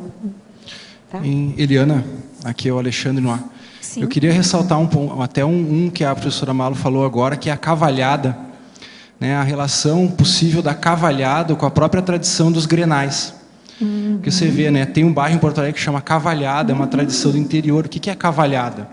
A cavalhada veio da Espanha, né, e é uma representação da perseguição dos espanhóis quanto aos mouros. E um lado era azul e o outro lado era vermelho. Então, até que ponto, né? Porque a cultura gaúcha, como você mesmo colocou, já foi dito, tem uma herança forte hispânica. Tem. Até porque o Rio Grande do Sul, inicialmente, ele era da Espanha, né? Conforme o Tratado de Tordesilhas, né? Então, até que ponto não pode ter uma herança cultural das cavalhadas, dessa perseguição espanhola aos mouros, no Grenal, nesse fanatismo do Grenal aí? Exatamente. E o Internacional Grêmio, a Isabel me lembrava aqui, até o símbolo do Grêmio é um mosqueteiro. É um mosqueteiro. Isso, com uma espada, tudo. E o Internacional, ele foi o contraponto, quando foi criado, era uma homenagem internacional socialista, o nome veio disso. E ele admitia negros, coisa que o Grêmio não admitia, nem o jogador e nem frequentar o estádio. Então, o Internacional era mais a plebe, era mais... um comentário só. E Pasqualini. Não sei se Pererê. E o outro era um mosqueteiro branco, europeu. E só mais um comentário aqui, até para o professor, pro professor Valdo até. Professor, o senhor estava falando do Pasqualini, né? Eu recentemente fui pesquisando um pouco sobre ele, e o PDT, né, que é o partido herdeiro do trabalhismo, né, do Pasqualini, tem uma fundação que chama Instituto Alberto Pasqualini Leonel Brizola. E eu me perguntei, será que até que ponto isso não pode ser tentativa de ajudar a consciência do Brizola, alguma coisa assim? Porque o Pasqualini, não sei, fiquei me perguntando por que associar os dois, né? O Pasqualini é muito melhor, sei lá. Sim, mas ele fez muita assistência. É no outro lugar, não é no Rio Grande do Sul. Eu tenho Passou a ser Leonel Brizola depois da morte do Leonel. Depois do Brizola. Porque antes mesmo já tinha esse centro lá. Ah, o Instituto esse? Já que havia, o nome é Alberto Pasqualini. Que é ligado ao PDT. Ah, né? tá. Era só Alberto Pasqualini. Mas era em função que o próprio Brizola veio do PTB também, né? O Brizola, se não me engano, foi do PTB. Não, o negócio é o mas seguinte, ele queria o Partido dos Trabalhadores. Não, o negócio é o seguinte, que o PTB era o Partido dos Trabalhadores. Em Loche, o Pasqualini foi o cara que criou o trabalhismo no Brasil. Sim, eu sei. Ele inspirou o Getúlio. Na verdade, ele inspirou o Getúlio. Mas inclusive até quando o Brizola estava vivo, já tinha... Eu sei de tudo isso porque eu era garoto, quando eu comecei a ajudar o Mário, porque ele que me chamou para trabalhar com ele e nunca mais eu paguei estudo nenhum meu. Foi tudo gratuito, porque eu comecei a ser funcionário dele. Trabalhei alguns anos sem receber ordenado. Aos 16 anos eles me deram uma carteira de trabalho, caderneta de trabalho. O senhor sabe, hein, professor, que o Pasqualini ele foi cogitado para ser vice do JK. Foi. Né? Ele foi cogitado, só que ele estava doente já e ele não quis também ser. O JK era PSD. Mas foi feita a coligação, né? Agora, Tanto que saiu o Jango lá no ao invés dele. Lá no Holociclo tem um material do Pasqualini, o Edi, que até foi o primeiro aí, teletertuliano que escreveu, ele mandou vários materiais do Pasqualini, também, inclusive material escrito pelo Pasqualini. Eu também tenho. Lá no Holociclo tem. Que eu tive contato, o Rio Grande eram tudo sério demais. A turma de Minas Gerais era mais acessível. Sim. Quem publicou? O Juscelino, por exemplo, era um cara que era aberto. Os outros não eram, tudo mais. O Getúlio, por exemplo, era fechadão. O negócio dele tudo assim para dentro. Eliana... O Pasqualini era aura, era muita energia, força presencial. Esse povo tinha muita força presencial. Entende? Isso é que eu sempre chamei a atenção. Eliana, só mudando um pouquinho de assunto agora, uma informação que eu não sei se você chegou a estudar isso, mas aí fica como sugestão, de repente, para um próximo verbete, que a maior indústria de processamento de fumo do mundo, da América Latina, do mundo não, ela até pouco tempo atrás era em Santa Cruz do Sul, né? O interior do Rio Grande do Sul. E tem pesquisas que mostram, né, que se fuma muito no Rio Grande do Sul. Quando eu vim morar aqui no Paraná, uma coisa que me chamou a atenção é que eu eu não sentia cheiro de cigarro na rua. Eu não sentia cheiro de cigarro nos lugares, eu não via na universidade os alunos fumando. No Rio Grande do Sul, onde você vai, tem cheiro de cigarro. Concordo com você, Tamara. Estive lá em Porto Alegre agora, recentemente, impressionante, a cidade cheira... Ela cheira cigarro. A cidade, Porto Alegre é incrível, ela tem um carroceiro por esquina, que é mas vamos devagar. Cheiro de cigarro. Vocês têm que dar um desconto no processo geográfico. Vocês não sabem da história minha com a televisão em Porto Alegre, né?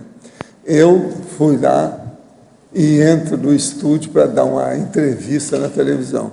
A hora que eu entro, eu falo assim, eu não fico aqui, vamos fazer essa em outro lugar. Tem jeito de levar para outro estúdio para levar? Não, mas isso é ao vivo, tem que ser aqui dentro, não. Mas por quê? A poluição disso, vocês não limpam isso aqui? Olha como é que está, o cheiro está no ar, tem as coisas, tudo, está tudo poluído. Aí eu falei assim, não tem ninguém resfriado, não? Aí nós fomos ver, os câmeras começaram a espirrar, o outro tossiu, não sei o que é. Eu falei assim, eu não fico aqui. Aí eu fui, fiz a entrevista e falei, eu acho que vocês deviam colocar um esterilé enorme na principal praça de Porto Alegre e fazer homenagem para a limpeza do ar. É uma das cidades mais poluídas do Brasil. Agora veja, isso tem quantas décadas? Agora você imagina. Já era das mais poluídas. Naquela ocasião, nem o Rio, eu me sentia melhor no Rio do que lá. Hoje não, o Rio está muito poluído, mas Porto Alegre deve estar incrível. Tá mal. Por exemplo, no Parque da Redenção tinha poluição. Você ia para casa, depois eu ia para o hotel, aqui está tudo preto, sujeira, na camisa da gente. O nariz fica tudo cheio de pelota preta. Você está entendendo? O negócio não é fácil. Não é fácil lá. Agora, é por causa do ambiente lá, que é fechado. Mas fumam muito lá, tem pesquisas que mostram isso, né? Fora que tem as indústrias de cigarro, lá tem Souza Cruz, Felipe Morris, Santa Cruz do Sul tem o maior complexo. Né? É produtora. E só para você ter uma ideia, a FUBRA, né, a Associação dos Fumicultores do Brasil, eles passavam nas escolas fazendo trabalho pedagógico. Assim, era uma campanha ambiental para que os fumicultores replantassem as árvores que eles derrubavam para secar fumo. Mas o mascotezinho que brincava com as crianças era o afubrinha, era um pé de fumo, sabe? Então, isso em 2000 e pouco, não era lá no século passado, entende? Então, é uma cidade... É atual. Eu procurei destacar um pouco mais aqui, Tamara, a indústria belicista. Sim, eu sei, mas só para dar uma outra... Vocês estão me mostrando aí que tem muito mais coisa. O cigarro lá é muito forte. E está correto, isso é bem sério lá. A indústria de bebida, né? Bebida alcoólica, a indústria de vinho, de destilado, é fortíssima também. É imensa, é imensa. Então, estamos um pouco enrolados lá, né? No Rio Grande do Sul, temos que trabalhar muito aí para... Aqui na letra B, na verdade, só discordando um pouco dessa questão que o Zaço trouxe do espanhol, dessa questão do azul, né? Porque lá no Nordeste também tem bastante isso. Tem cavalhada, tem tudo cordão azul encarnado. Os times de futebol também, um azul, outro vermelho. A gente tem, né, influência espanhola, a gente fala gosto, a gente fala mucho. Então tem uma influência lá também, mas não tem essa questão tão forte como é lá, né? E então acho que tem que ver outros pontos. Talvez essa origem italiana, porque na Itália até hoje você tem comunidades lá que falam dialetos, né? Acho que são mais de 20 dialetos que tem na Itália, eles não se comunicam entre eles, tem essa questão muito arraigada, então tem que, acho que aprofundar e ver todas as origens, né, que a gente tem aqui no país, o que é que influenciou cada ponto e a mistura. Eu acho que o contexto, né, diz bastante coisa. Acho que o espanhol não seria só por aí, não. Tem um autor, né, que estuda muito até o Nordeste brasileiro, que é o próprio Gilberto Freire, né? Então, trata de tudo isso, né? As origens da cultura nordestina, tudo. Inclusive, tem um livro aí que eu andei estudando, que eu até emprestei, que chama Nordeste Semita. É interessante, mostra os judeus e árabes no Nordeste. Porque a primeira foi lá em Recife. Ninguém falou do chimarrão, né? Que também já está tão batido esse assunto. Do chimarrão.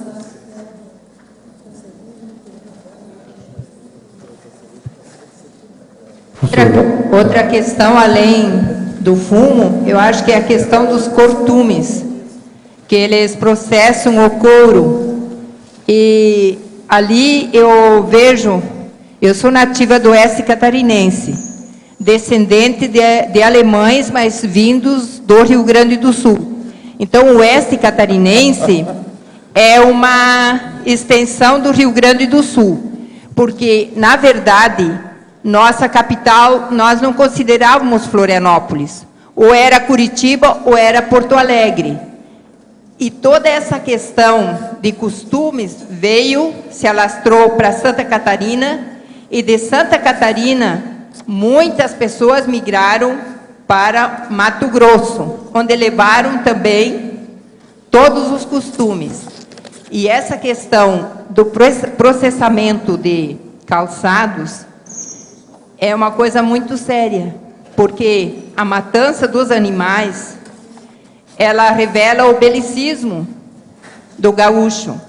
Eu lembro como o pessoal assim não tinha sentimento nenhum em matar os animais. Era tiro, como criança eu me assustava. Para matar uma galinha, eles corriam atrás com uma espingarda e matavam assim, de uma forma muito cruel.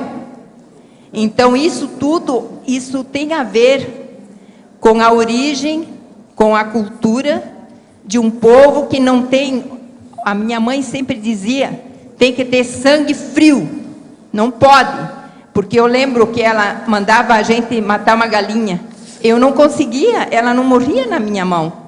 Ela dizia, tu não tem sangue frio. A morte da galinha era uma caça. É assim que eles pensavam. Agora me conta, você é gaúcha? Não, eu sou nascida do oeste catarinense. Ah, então tá. E agora eu estava morando na divisa. Era só caminhar Então, 1 quilômetro, eu estava em Santa Catarina. Que era das tais dona, você está entendendo? Da determinação e da liderança. Eu chamava que ela era prefeita lá de Torres. Agora, só essa questão do belicismo aí, foi semana passada, acho que um vídeo que bombou na internet foi daquela senhora lá no Rio Grande do Sul que matou o assaltante. Foi em Caxias do Sul? Italiana. Gente, e vale a pena assistir a frieza da mulher contando a história, como é que ela matou o bandido que invadiu a casa dela. Você sente, até certo ponto, o orgulho do processo. É a caça, é a caçadora. Agora, a senhora... Bateu a vítima. 80 anos, né? 80 anos, Val. E a mulher explicando como é que ela matou o bandido. E explicando, fazendo o gesto e tal. Você vê o olhar da mulher, vale a pena assistir. Agora, ó, tem um aqui. A verbetógrafa poderia comentar o paradoxo machismo gaúcho e gaúcho de Pelotas. Vocês já viram, né? Aí você me... Né? Como é que é, Vitor? Porque deu a Me deixa de saia justa, calça curta e vários outros... Isso eu acho que é um preconceito. Gente, o pessoal de Pelotas, né? Não, gente, acho que isso aí é exagerado. Homossexuais tem em qualquer lugar, tem também em Pelotas, tem em qualquer lugar. Em Pelotas tem Foz do Iguaçu, muito doce, gostoso. Teve agora a Feira Doce lá. É porque os filhos então, das fica pessoas... aí com essa Agora, paradoxo. Tem uma explicação. O que eu quero explicar para vocês é o seguinte. Você sabe que em inglês a palavra gay, o que significa? Mas gay quer dizer alegre. Agora, Porto, gay.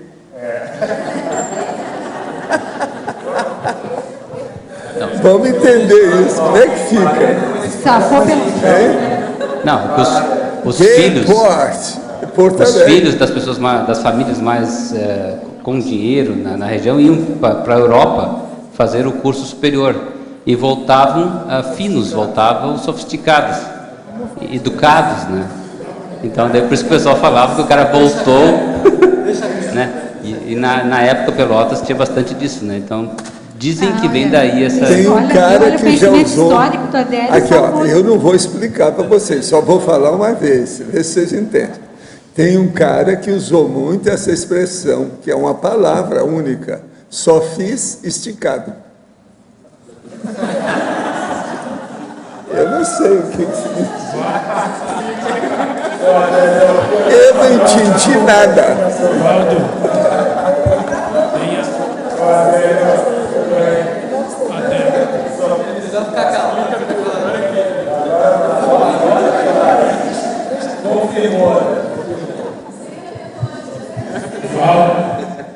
Dizem que isso entra Pelotas.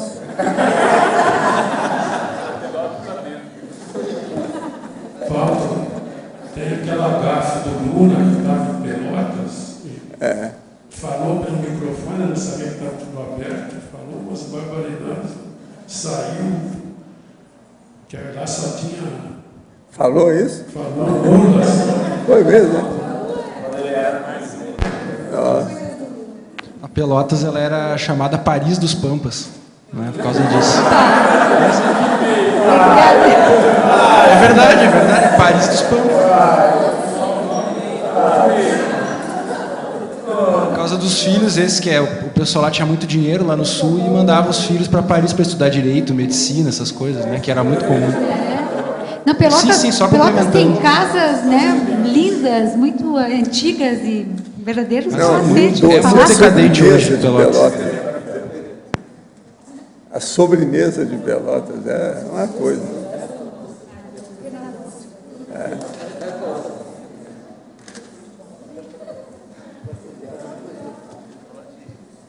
Mas falando em cidade aqui, tem uma cidade muito interessante chamada Nova Brécia, gente, e ela é a capital, é exportadora de churrasqueiros para o mundo. É muito interessante. Tá falando, É verdade, gente. De lá, olha aqui, ó, de lá saíram 300 churrascarias pelo Brasil e mundo afora. São oriundos de proprietários ou churrasqueiros que vêm de Nova Brécia.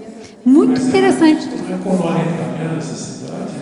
Faculdade, e essa cidade é engraçada. Na entrada da cidade tem uma estátua que é um churrasqueiro, assim, com espeto gauchão. Quer dizer, a cidade faz um tributo, né, porque isso trouxe muito dinheiro para a cidade. E aqui numa matéria da Veja, um pouco mais antiga, diz assim, ó: desde aquela época, ninguém mais quis saber de estudar em Nova Brécia, revela a dona Angelina Calmo. Todo mundo aqui só pensa em trabalhar em churrascarias. Então, o pessoal, grandes churrascarias lá, a Porcão, do Rio, Mares, aquela rede, é tudo de gente de Nova Brécia. Eles têm churrascaria no Japão, na China, na Europa. Tem toda. Eliana. A Mares também, é muito interessante. Eliana, é lá em Nova Brécia que tem aquele curso tecnólogo de churrasqueiro, né? A Márcia está lembrando. Curso tem superior de churrasco. Tecnólogo em churrasqueiro. E é também a capital da mentira. Tem o Festival Anual da Mentira. Como diz o cara, eles espalharam a porcariada pelo mundo afora. Não, mas Nova Brécia exporta conscienciólogos também. Tem uma Principalmente a consciencióloga aí que churrascaria é Porcão. uma consciencióloga é alto nível. Arlindo, só para complementar esse negócio da churrasqueira. Eliana. Seja de Nova Brécia. Eliana. Diga, né? Só para complementar essa informação da churrascaria aí, eu e a Pilar, lá na China, a gente foi numa churrascaria. E era de gaúcho mesmo, né? Só que era uma sala de chapado, assim, que não dava muito para comer, não. Mas a gente foi numa churrascaria. Tem CTG na China também. Tem CTG na China.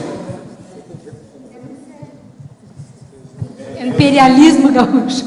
Eliana Meracilde. Diga aí, Mera. Eu é que sou de Nova Brécia, tá, gente? Então, a questão é o seguinte: a questão do churrasqueiro, ele está lá na praça. Tem um churrasqueiro em homenagem. Esse Festival da Mentira, realmente é um festival, é dito Festival da Mentira, mas são essas anedotas que o pessoal conta. E realmente, todos os anos tem este festival. E tem um slogan que diz assim: vá mentir em Nova Brécia. Então, assim, é bem típico isso, sabe? Em termos de Nova Brécia. Essa questão cultural, em termos de estudar, é real. Então, assim, como é uma cidadezinha muito no interior, é fim de linha praticamente. Então, é uma questão, assim, que realmente as pessoas não se preocupavam em termos de estudar. E uma coisa bem interessante, que quando eu nasci em Nova Brécia, não era município, era de Arroio do Distrito. E nós éramos lá e tinha mais ou menos umas 10 mil pessoas. Foram, assim, eu acho que uns 4 a 5 anos depois, ela diminuiu para 5 mil pessoas. E não foi porque as questões de divisão de cidade. Foi porque as pessoas saíam da cidade, porque realmente é uma questão assim, não tem a cultural é muito baixo, e além de que era muito agrícola, né? Um local muito agrícola. Então, isso tudo que está colocado, que a Eliana está falando, tem essa realidade. Hoje está começando a se reverter isso. Tá? Então, o pessoal hoje já faz faculdade, o pessoal já estuda. Então, há uma cultura agora, o pessoal está, mas mantém-se assim muito também. Tem muita gente que saiu e hoje está retornando para Nova Brécia e trazendo essas informações de fora. Então, isso está melhorando a cidade. Ok? Eliana, aqui, eu estou vendo o dicionário o termo Gaudério. Aqui é vadiagem, vadio, malandro, É isso que está. Esse termo, por que é usado para gaúcho? Você sabe a origem? Pois é, olha, ele até coloca aqui, o item 68, Gaudério, parasita errante sem dono. Tudo, por esse vocabulário aqui, que traz etimologia, a origem, ele é bem completo, tudo era relacionado ao gado. Né? Então, por exemplo, o cavalo Gaudério ou o gado Gaudério, aquele que fugia, errante, né? E isso acabava passando para o ser humano. E hoje, Gaudério tem outra acepção. O Gaudério é o gauchão, é o típico, né? Não tem essa acepção tão pejorativa assim. Não é pejorativo, não. O Gaudério não é pejorativo, é um sinônimo de gaúcho, gauchão. Hoje em dia não é, pelo que eu vi, tudo era muito ligado à lida, ao trato com os animais, a relação com o cavalo, a relação com os bichos, os bois, enfim, né? Era a vida deles, era os animais, o cavalo e a prenda. Até só para fechar, em Caxias tinha uma loja muito engraçada, até o Loche riu muito quando contei para ele, que mostra bem como é que esse gaúcho mais tradicional vê o processo. Dizia assim na fachada, é sério isso, na fachada da loja, dizia assim, ó, tudo para o peão, o cavalo e a prenda. Então, é o peão primeiro, o cavalo em segundo, e é sério, realmente o cavalo é mais importante na vida do gaúcho, era do que a mulher, a prenda por último. Então, a prenda vem no fim. É isso aí. Eliane? É prioridade. Eliane?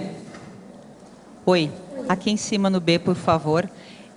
Você trouxe, eu cheguei um pouco mais tarde hoje, você trouxe conceitos muito sérios, né? A questão do bairrismo, do machismo, do racismo, o belicismo. E aqui na página número 2, em voluntariologia, você traz aqui para nós o primeiro item, né? Que são os voluntários da Conscienciologia ressomados no Rio Grande do Sul. Você chegou a estudar e fazer um link mais sério, além do pacifismo, quais são os itens, os aspectos, as coisas que nós realmente temos que aprofundar e trabalhar justamente por ter esse vínculo com o Rio Grande do Sul, na sua experiência? Você chegou a fazer esse cotejo entre as suas características, as características do Rio Grande do Sul e do grupo mesmo, né? Olha, eu não fiz isso de uma forma tão aprofundada como você está colocando, mas é claro que eu reflito sobre isso, e até percebendo como tem pessoas, né, voluntários da Conscienciologia ressomados no Rio Grande do Sul. Aqui, por exemplo, aqui na CCCI, e também que estão em outros locais aí da CCCI mesmo. Nós temos na Aracê, né, tem pessoas do Rio Grande do Sul, várias delas, pessoas líderes lá importantes.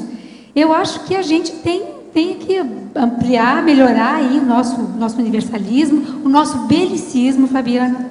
E eu me percebo, às vezes, como uma pessoa com bastante belicismo, não mais, né, atiro lá com uma velhinha de Caxias, mas, enfim, o belicismo no falar, no posicionamento, na energia, né, até, às vezes, no trânsito aqui em Foz. Então, tem traços, sim, que a gente traz coisas também super positivas. Eu acho que nós temos um empreendedorismo, uma determinação, uma vontade, assim, uma coragem, que eu acho que isso podem ser trafores importantes, né? Mas isso não é porque a gente é gaúcho, não, isso é da consciência. A gente tem que, né?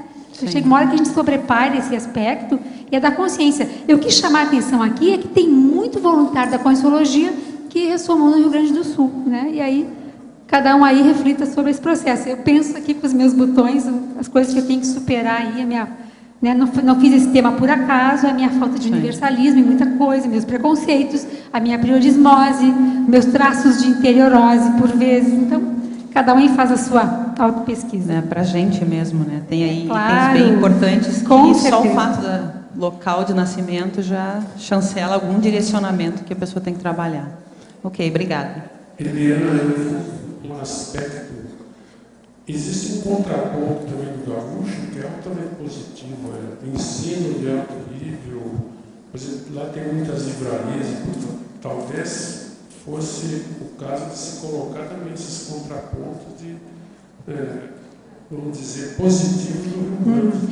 Eu coloquei algumas coisas aqui, mas o verbete ia ficar, né, muito grande, enfim, eu tive que fazer escolhas. Mas eu hoje contesto um pouco essa questão de que está tão lá em cima. Eu acho que São Paulo já nos deixou para trás há muito tempo. Em termos ali de livrarias, de educação, de nível de educação, das universidades. Mas, olha, matéria de livraria, Curitiba, pela população, sempre foi uma cidade que teve mais livros. Também. Eu acho que isso aí... Percentual dos maiores do Brasil. Acho que isso já é um mito, viu, Alindo? Isso aí já foi, já era. Acho que não está mais com essa bola toda, não. O interior é muito pobre. O Rio Grande do Sul, as duas grandes áreas mais ricas é Porto Alegre, e ali a região metropolitana, e a região da Serra, que é a região industrial, e a parte de migração italiana, alemã. O resto do estado, sul, gente, tem uma pobreza, um sucateamento, a desertificação, que o senhor Valdo falava no início também, estava conversando aqui. Então, o Rio Grande do Sul está com muitos problemas, não está mais assim, não. Tem que botar o pé no chão e ver que a gente já perdeu esse status aí de mais intelectual, agora, mais muita gente está politizado. saindo de lá por causa do deserto. Está ficando um deserto. Eliana, na letra B aqui. Agora, com relação a esse negócio dos livros, eu tive lá em vários, visitei vários sebos, e tem que ver também a qualidade da leitura, porque de 5 estantes, 4 eram só sobre história de guerra. Então tinha uma estantezinha com psicologia, medicina lá, Buenos Aires é assim. Só de Buenos história Aires, de guerra. você olha as montas da livraria, que predomina mais, tudo é política. Eu fui num sebo para fazer esse verbete, num sebo só sobre gaúcho. Chama Érico Veríssimo o nome do sebo. E assim, para quem quer fazer pesquisa histórica, ele é imenso, só sobre gaúcho praticamente. Então tinha assim, eu não sabia nem o que escolher, de tanta coisa que tinha. Lá é então é muito forte Mário isso. Quintana. Gauchismo de fato.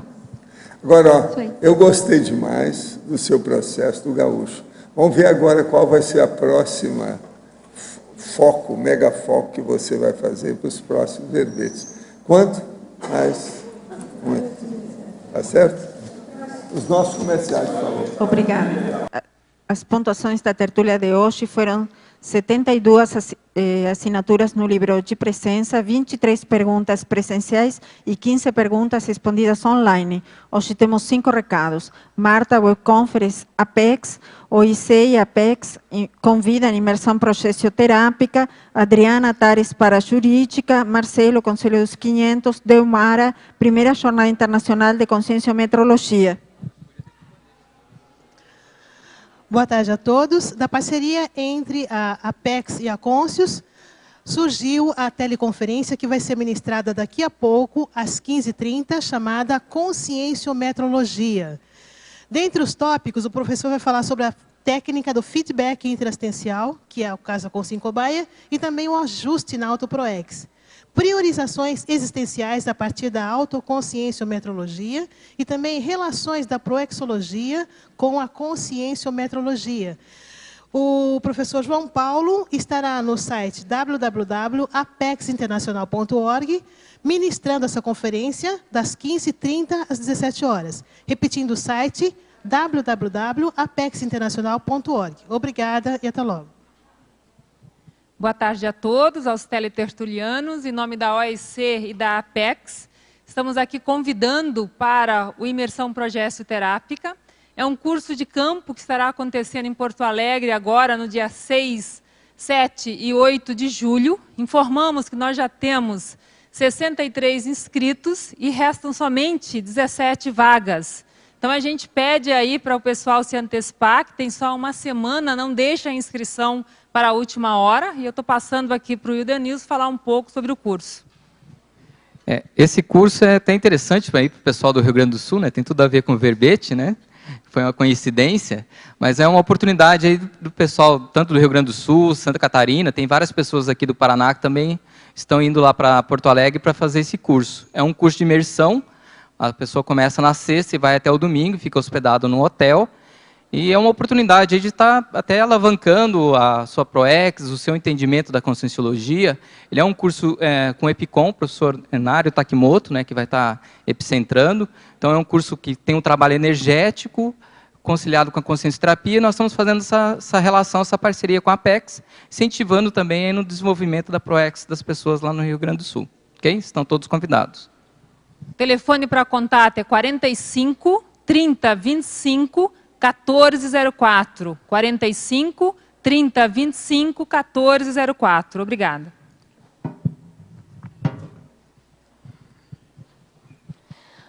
Olá, boa tarde. É para lembrar que a palestra de amanhã da Tares para Jurídica, ela foi transferida para o dia 8 de setembro, devido à Assembleia do Conselho dos 500. Rafael vai passar mais informações. Pessoal, então a nossa próxima palestra vai ser Direito Civil e Empresarial aplicados à CCCI, no dia 1º de julho, com as professoras Carla Ullmann e Morena. Tá bom? Todos convidados. Boa tarde a todos. Nós estamos aqui com uma comissão, a Unicim, junto com a Comissão de Gestão do Conselho dos 500, junto com o Colégio Invisível da Paradireitologia, para lembrar a todos os cognopolitas que amanhã vocês têm um encontro, porque amanhã é o dia D. Dia 24/6, domingo às 15 horas, no Auditório do Discernimento, nós vamos ter uma reunião, a Assembleia do Conselho dos 500, onde nós já temos a pauta sendo divulgada. Fizemos aqui uma camisa, que é Democracia Pura, exerça a sua cidadania evolutiva, Conselho dos 500, eu participo. E nós gostaríamos de convidar a todos, porque nós vamos discutir lá o mandato da Comissão de Gestão do Conselho dos 500, há uma proposta de mudança na forma de funcionamento desse mandato, e seria muito importante ouvir a opinião de todos os cognopolitas. Ou seja, que a gente participe com uma ação política consciente dentro dessa condição. A outra questão é que nós vamos ter a oportunidade para 5 pessoas assumirem uma função de gestor parapsíquico, né, que foi até o verbete que eu recentemente defendi. Vai ter eleição de 5 novos conselheiros para integrar a Comissão de Gestão do Conselho dos 500. Esses gestores, esses conselheiros, eles começam a trabalhar a partir de agosto de 2012. Há também uma apresentação da Comissão de Segurança da Cognópolis. Então, há um grupo que vem trabalhando seriamente aqui junto ao CAEC, envolvendo representações de todos os condomínios, dos campi aqui na Conscienciologia, na Cognópolis. Eles vão fazer uma apresentação do status desse trabalho. E também vamos ter a proposta ou discussão de nós realizarmos um curso para a CCCI a respeito da consciência política. Acho que é um tema que a gente precisa debater mais, uma vez que nós somos uma célula do Estado Mundial, e nós não vamos conseguir ser a célula do Estado Mundial sem entendermos mais sobre política e parapolítica. Então, eu gostaria de que vocês, a partir de agora, pudessem startar a campanha. Eu vou, você também, e amanhã a gente ter lá o espaço do auditório do discernimento lotado, com todos os cognopolitas para discutirmos o Conselho dos 500, Democracia Pura, na Cognópolis. Então, guardamos vocês lá. Obrigado. Boa tarde, pessoal. A Conscius vem convidar você para participar da primeira jornada internacional de conscienciometrologia, que vai acontecer no período de 6 a 8 de julho, aqui em Foz do Iguaçu. Lembrando a todos os intermissivistas a importância da conscienciometria para a identificação de erros ectópicos e para a minimização de conflitos intraconscienciais. A jornada oferece 2 campos energéticos parapsíquicos que propiciam a expansão da autolucidez para reflexões e autoconscienciometria. No site www.conscius.org.br, você encontra o manual do participante, com as principais orientações sobre vestimenta, hospedagem e alimentação. Sua inscrição pode ser feita pelo telefone 45 35 25 2652. Obrigada. O verbete da manhã é viragem intermissiva, especialidade intermissiologia. Autor, professor Felipe Mansur. Obrigada e boa tarde a todos.